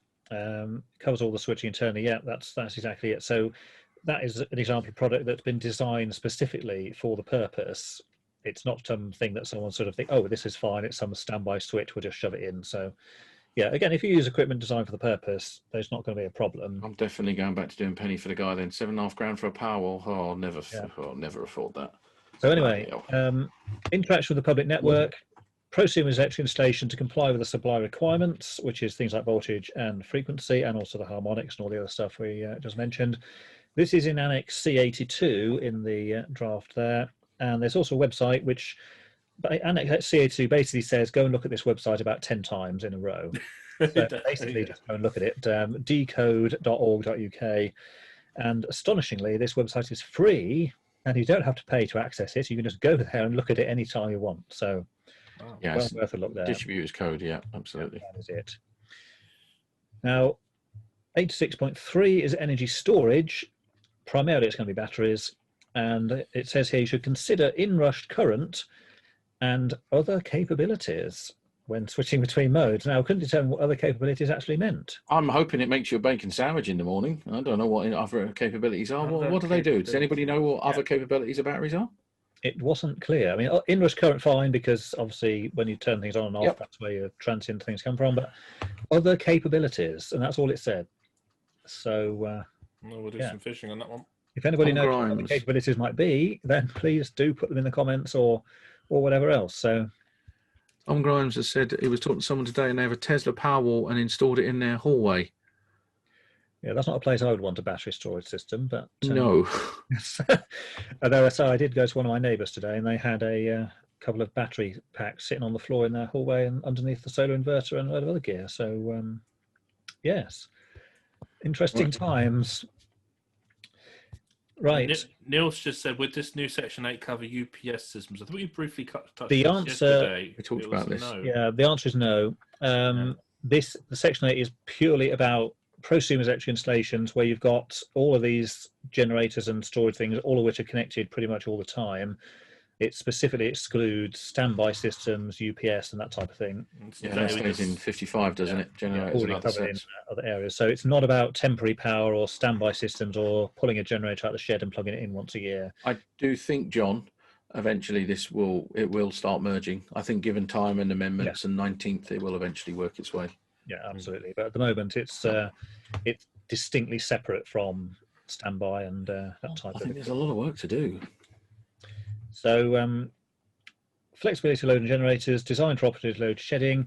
Doesn't say much about this, except if you want to say about it, go and look at that lovely standard again. That's 603648-1. And of course, again, you have to pay for it. So what a surprise. Yeah. Yes. This is ridiculous. And again, they could have put that in this particular one because that would have been Chapter 81. They could just put it in there. That's annoying because it's just continuity. That would make more sense. But it's not in there, so why? Right, electric vehicle charging, 826.5. This obviously already exists because electric vehicles do exist. That thing there is a Nissan Ariya, I believe it's called. You can't buy that yet. It's coming out next year. Electric vehicle charging is an interesting one because it's both a load, as in it takes power from your system, and it's a storage device, as in it's got batteries in it. And of course, it can also put power back in with the vehicle to grid. Obviously, it's not permanently connected because it can go away and be driven somewhere. I certainly hope so. And the key point, it should be managed by the EEMS or the Electrical Energy Management System we saw before. And that could be the charging point just links to some central management piece of equipment, or as we saw before, it could be just the fact that you've got one of those Zappi chargers or something similar. Some of the functionality is built into that, and then that will communicate with things like your smart meter and other equipment to achieve the same end result. John, is it fair to say this is definitely an emerging development in the world of dwelling installations? Definitely. I love that. And in terms of electric vehicles, particularly, if you have it done under the scheme that the government's running about, you can get your £350 grant or whatever, you must have a smart charging point installed. You can't have just to plug it in and it works style. I've actually said that it has to be a smart one and it communicates with whatever else. So already going down that route. Incentivize. Now, selectivity, called discrimination until fairly recently. Principle is that your downstream device operates, so that would be a 3 amp fuse, and the upstream device, as in your circuit breaker there, 63 amps, does not. So that's fairly well established. However, in a PEI, what is upstream and downstream? Bearing in mind you've got current goes both ways. Yeah, you've got different sources of energy coming in. So where are you going to put your protected devices and how are you going to ensure selectivity between them? And bearing in mind where the direction of the energy is going can change depending on what mode you're in. So this is just another big pile of problems to consider. I'll stick with industrial. I was about to take up plumbing. Yeah.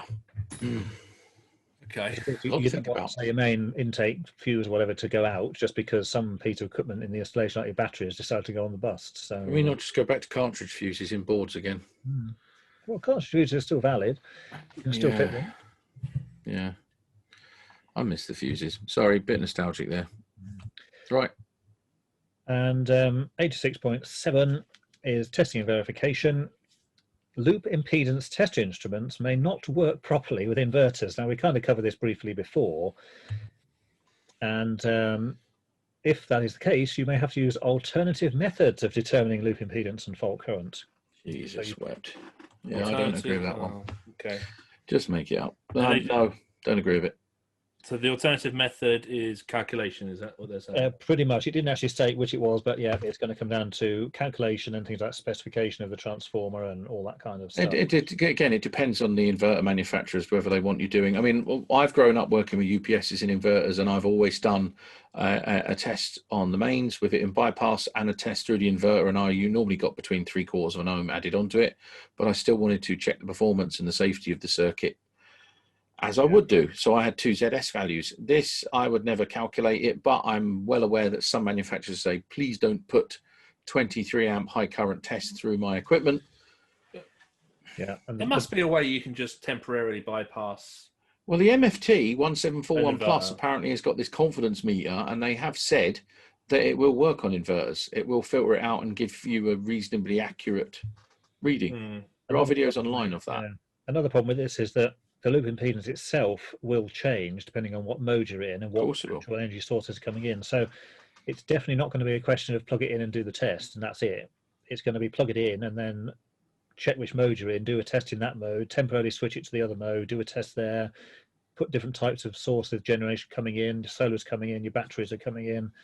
So there's going to be a lot more testing or this sort of suggested alternative. But the problem with alternatives is if you're going to calculate it, it's only going to cover a very specific situation and it could be wildly off. So, and John, also one of the issues that we found a lot on industrial, when you're measuring the fault current levels for the protection device to disconnect, you need to have sufficient fault current levels. When you go into battery systems, unless you have an inverter that's able to deliver said fault current levels, you may not get the protective device tripping. It's one of the biggest issues on UPSs, where the inverters are too small because they run, say, emergency lighting, but it's connected to a board, and you have, say, a C10 amp breaker, you need 100 amps to trip, but the inverter can't deliver 100 amp. So you're never going to get your breaker trip anyway. So there's lots of things in consideration we need to think about when we're working around this technology, including not blowing anything up. Yeah, and don't think RCD is going to fix all these problems, because it's not just faults between line and earth. If you say have an overload between line and neutral, if the inverter can't supply enough current to trip the device, you could have too much current going through your cabling, causing it to overheat and set on fire, and that can still obviously not, the device won't trip because it was designed for something with a much lower loop impedance. So yeah, so sizing the inverter is key. I think everybody's brains are melting. Neil Bridgman has said perfectly, sod doing EICRs. Imagine the amount of EICRs using part 8 on existing installation that you know to be a prosumer. My God, they're going to hate that report. Yeah. They're going to hate that report. So yeah, this definitely needs a bit of embedding, but it's good to talk about it because, guys, this is where it's going. Ben Pearson's got a good one that says earth fault loop monitoring as part of the management system. Well, yeah, that's not actually mentioned in there. It's a very good point. I have suggested this to manufacturers about consistently monitoring the earth fault loop impedances, getting a device that does that onto the mains, but I'll talk about that on another webinar. Yeah. And definitely no 5 a day EICRs using this. No, 5 a year might be near the mark. So just right, there are some annexes in this section. We're not actually going to look at those in detail because we've actually covered most of it. A82. See, Richard. Objective concept, covered it already. B82 is the operating mode. That's quite a good one because it gives you a whole selection of diagrams of various types and it shows where the energy can flow in and out and various things. But again, we have covered that. C82 is the one that covers interaction with the public network. And as we saw before, that's basically, it just says, go and look at this website about 10 times in a row. And D82, again, that's quite a useful one because it has a lot of diagrams in. And again, it gives examples of how the prosumer electric installation and this electrical energy management system can fit together. And again, it shows like metering devices put in and there's different configurations of that. So we're not going to look at that here because assuming the BSI site is working, you can hopefully go and look at that yourself. Be broken. Broken, yes. So of those two, if you're going to look at it, I'd suggest you look at D82 definitely because that's nice dot of diagrams in that one, and probably B82, and the other one just go look at the Decode website for the things of how it connects or interacts with that. Okay. That's the end of that bit. That is the end of Well, that bit. the thing So to let's remember, do some questions. The thing to remember is we had already been looking at 60364-818283. I looked at this back when 18th edition was first coming out in the public draft, and I looked at energy efficiency. But this, what we've covered, is just what we've done in the pace of a day, really, because we didn't get much access to it today. Yeah. So yeah, today's been a write-off. So this is yesterday's. Divide into three and just devour those parts and try and put some interesting images to them, which is, I can tell you now, when this is done, I'm going to bed because I'm absolutely mullered. So, I mean, we've got some understanding on this ahead of the curve, but we've had to obviously say it as it is here. But we are going to do a lot more digging. The guys in Discord will do that as well, and we'll get some thoughts together, and we will revisit this. Cool. Not tomorrow, but in a while. Yeah, we need some time. But we'll do it way before the end of the comment period. Yeah. We will do something just to kind of go through it, just to see if we can offer some more reference points and some other interpretation. Because it's a lot of information. Before we go into the Q&A, Dave, can we just jump ahead a couple of slides? Because we had some extra stuff in here. So this, we've talked about in previous webinars, broken pens. Now, if you do a bit of Googling, you can find some old manuals from Schneider, Merlin Duran, and this is quite an interesting slide we wanted to just highlight. So if I can get my mouse over this, this is an old square D with a fly-lead neutral and functional earth.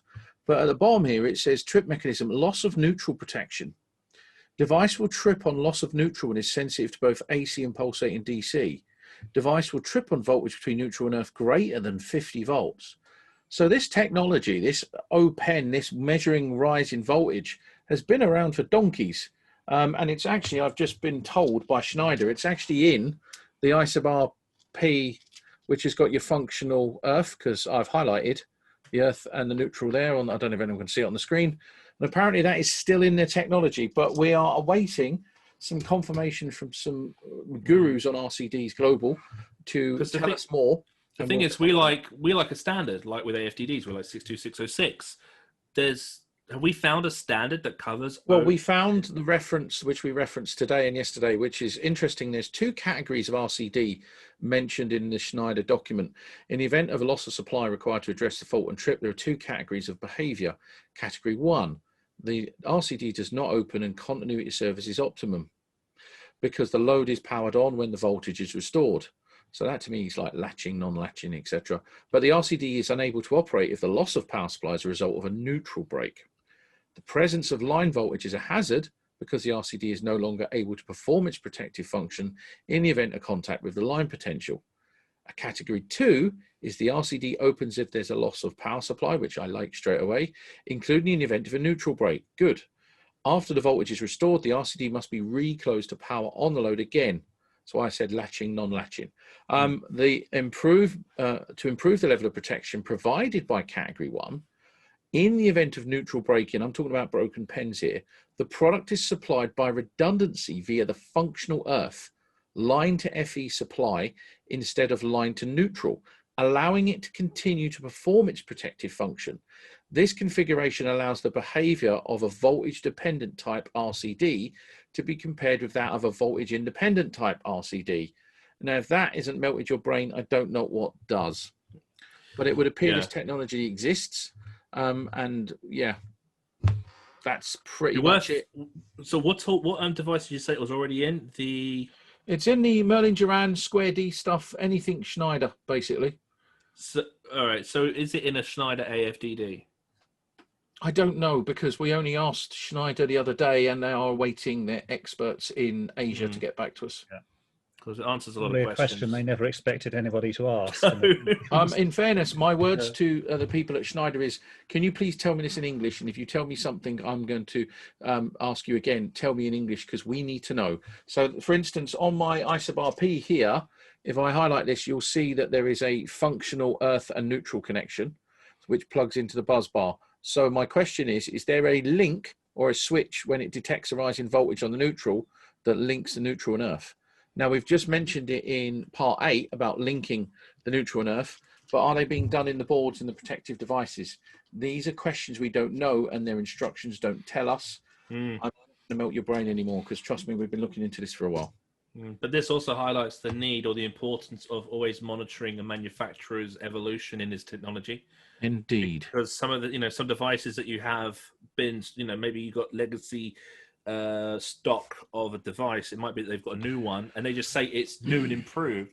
We may need to know the specifics. And it might be that some of these new changes are coming in to help with OPEN or to help with any of the other issues we've discussed. I suppose we should go on to the questions, but Wayne, this is general. This is every night for us, by the way, with these technical chats. Yesterday tonight has been my first time taking part in something like this. My brain is now mush. Neil, you're welcome. I'm glad this is every 2 or 3 years. Oh. That's not our intention, Wayne. But this is mush for all of our brains right now. Well, it was. But let's be honest about it. Yesterday, before we started the webinar, is it fair to say that we honest to God, I could have done drugs just to wake me up. My brain was hurting so much all through yesterday's one. It was insane. Yeah, it was a tough. I mean, I said on Discord, I sent you the part 7 presentation 4 minutes or so before we went on. It was tight. It was tight. Yeah, it was. It was very tight. And I think the idea of a webinar towards the end of the closeout period, where we kind of summarise this, is a good idea. I mean, we won't rush into it. We'll try and do something maybe mid to end of November. Well, we can wing it because we've got the material. Yeah. So where people on the Discord want us to focus on, we'll develop that and then just update the slide deck. Well, there's a great thing. I just saw it here. Andy, can I suggest that we all go away and have a look at Amendment 2 and then have an open forum for Amendment 2 on the Ninjas Discord, maybe a webinar in a few weeks to discuss further. Yeah, there's an amendment channel there. The Discord is there for you guys to use it for whatever you want to use it for. I can create a voice chat server in there. You can go in there and you can open mic to each other. You could do video messaging, or we can set up little meetings, whatever resources you guys need to better understand this. It'll help us as well. Yeah. Because, you guys are bringing a lot of information to us. It's worth saying as well, we're not sitting on here saying this is happening, it shall happen, it must happen. We are 3 friends who are from different parts of the industry who have an opinion, and this is based on a draft of public comment published by the Broken Standards Institute. Thank you, John. And it was hell on earth trying to get it. And we went through this misery when the 18th edition came through, and they've learned nothing. It's almost like they're making it difficult for electricians and engineers and people in our industry to comment. It's not fair. This is our industry, and we should have an influence and a direction on it too. But if it's useful, then it's been worth every nightmarish hour and computer freeze and breakdown and wanting to throw a keyboard through a monitor and for the last 2 days. So yeah, and we'll what we'll do is we'll watch the the information going out by the industry as well, and we'll update if anything needs to come in. We'll update via Discord or any social media or in our next talk. Yeah, for those that don't know about the Discord, it's a kind of like a discussion forum thing. And if you want to go to if you go to the Sparky Ninja website, sparkyninja.com, just click where the webinar thing is. If you look at the top, there's a link there to Discord. So yeah, if you look, I think there's like a video with my ugly mug, and I think it's right underneath it. Yeah, so the link is there. So just click on that, and fairly self-explanatory. There are 3 questions which we should answer. Sean has got one there, which is sort of all combined into one. Can you clarify your opinion whether foundation earthing is in addition to DNO or DSO or actually TT?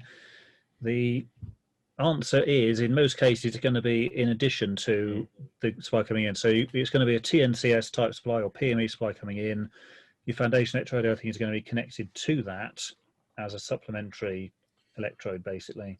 And the key there, John, is as well is the term they use is a bonding conductor. So this foundation earthing isn't about referencing the fixed installation to earth. This is about step potential. This is about the rise in local potentials to protect the user of the installation when they're in their island modes, etc. I guess, which you don't really get from a crappy old pilt cable that comes in. I guess this is the thing that we struggle to kind of identify, because what we're doing is we're putting in a stake in the ground, which we think is TT conversion. But we're actually bonding earth. Yes, we are. So you need to stop thinking about earth electrodes are TT, because they can be, but they don't have to be, and in a lot of cases they're not. And I mean, you could use a foundation electrode earth as a TT. However, if you're going to do that, the same problems apply, and it's got to be far away from any of the PME equipment and the cabling and all that stuff. So you could use it as that, but in most cases, it's going to be part of the existing TNCS earthing system. And then we've got, in addition to that one, will a TT style earth have a reliable reference to neutral the supply? Well, it will. That's done back at the transformer of the supplier. Yeah, and if it's the going to live be in, conductors. yeah, and if it's in the island mode, then there's that switching device which connects the neutral and earth together when it's in It island may mode. also be in here. There you are. Isn't it sad that I've actually put a highlighter pen on my breakers Probably. to highlight all the relevant bits? That is quite sad, isn't it? But there you go. Yes, So yeah, all TT systems do have a connection between neutral and earth. It's just where it is back at the supply, or if you're in island mode, it could be within your own installation. And the third one, which I just had a look to see what the wording actually states, Mark Holmes, when in island mode, does the supply's earth have to be disconnected as well as the live conductors? It doesn't say. Good question. That's actually the case. What it says is that in island mode, the PEI is disconnected from the public distribution network. Therefore, the system earthing and the PMI differ, and the switching device suitable for that shall disconnect all live conductors from the public distribution network. So it doesn't say that it has to disconnect the earth as well. However, it doesn't say that it doesn't either. So it could be disconnected, or it could be remaining connected. But it has to connect neutral to earth. Yeah, it's connected neutral to earth anyhow, and if it goes into a TT system. So this kind of fits in with the previous question in that it all depends on your individual setup and what electrodes or things you've got in the ground, how far it is away from other concealed equipment, and whether you've got other extraneous parts coming in that are linked to other, say, TNCS type supplies nearby. So the answer is fairly complex. It could be, it doesn't have to be, but in some cases it might be desirable to do that. Yeah, totally. Yep. All right. I'll see you later, buddy. Just on a quick one, apologies if your brain has melted, but the reason we're doing this is to try and encourage you guys to take a bit of ownership and read and review yourself. Now, we know the system at the moment is in a bit of a state, but we've got till December to get these comments in. So if you can maybe next month take some time out, have a review, break it down bit by bit, come up with some contributions, regardless of what you think of the committees, the panels, the websites, everything around this. It would be really good if on this revision, hundreds and thousands of Sparks can put loads and loads of comments, because it will really send a message to the people on these committees that, you know, we want, if we're going to do this, help us, support us. Yeah.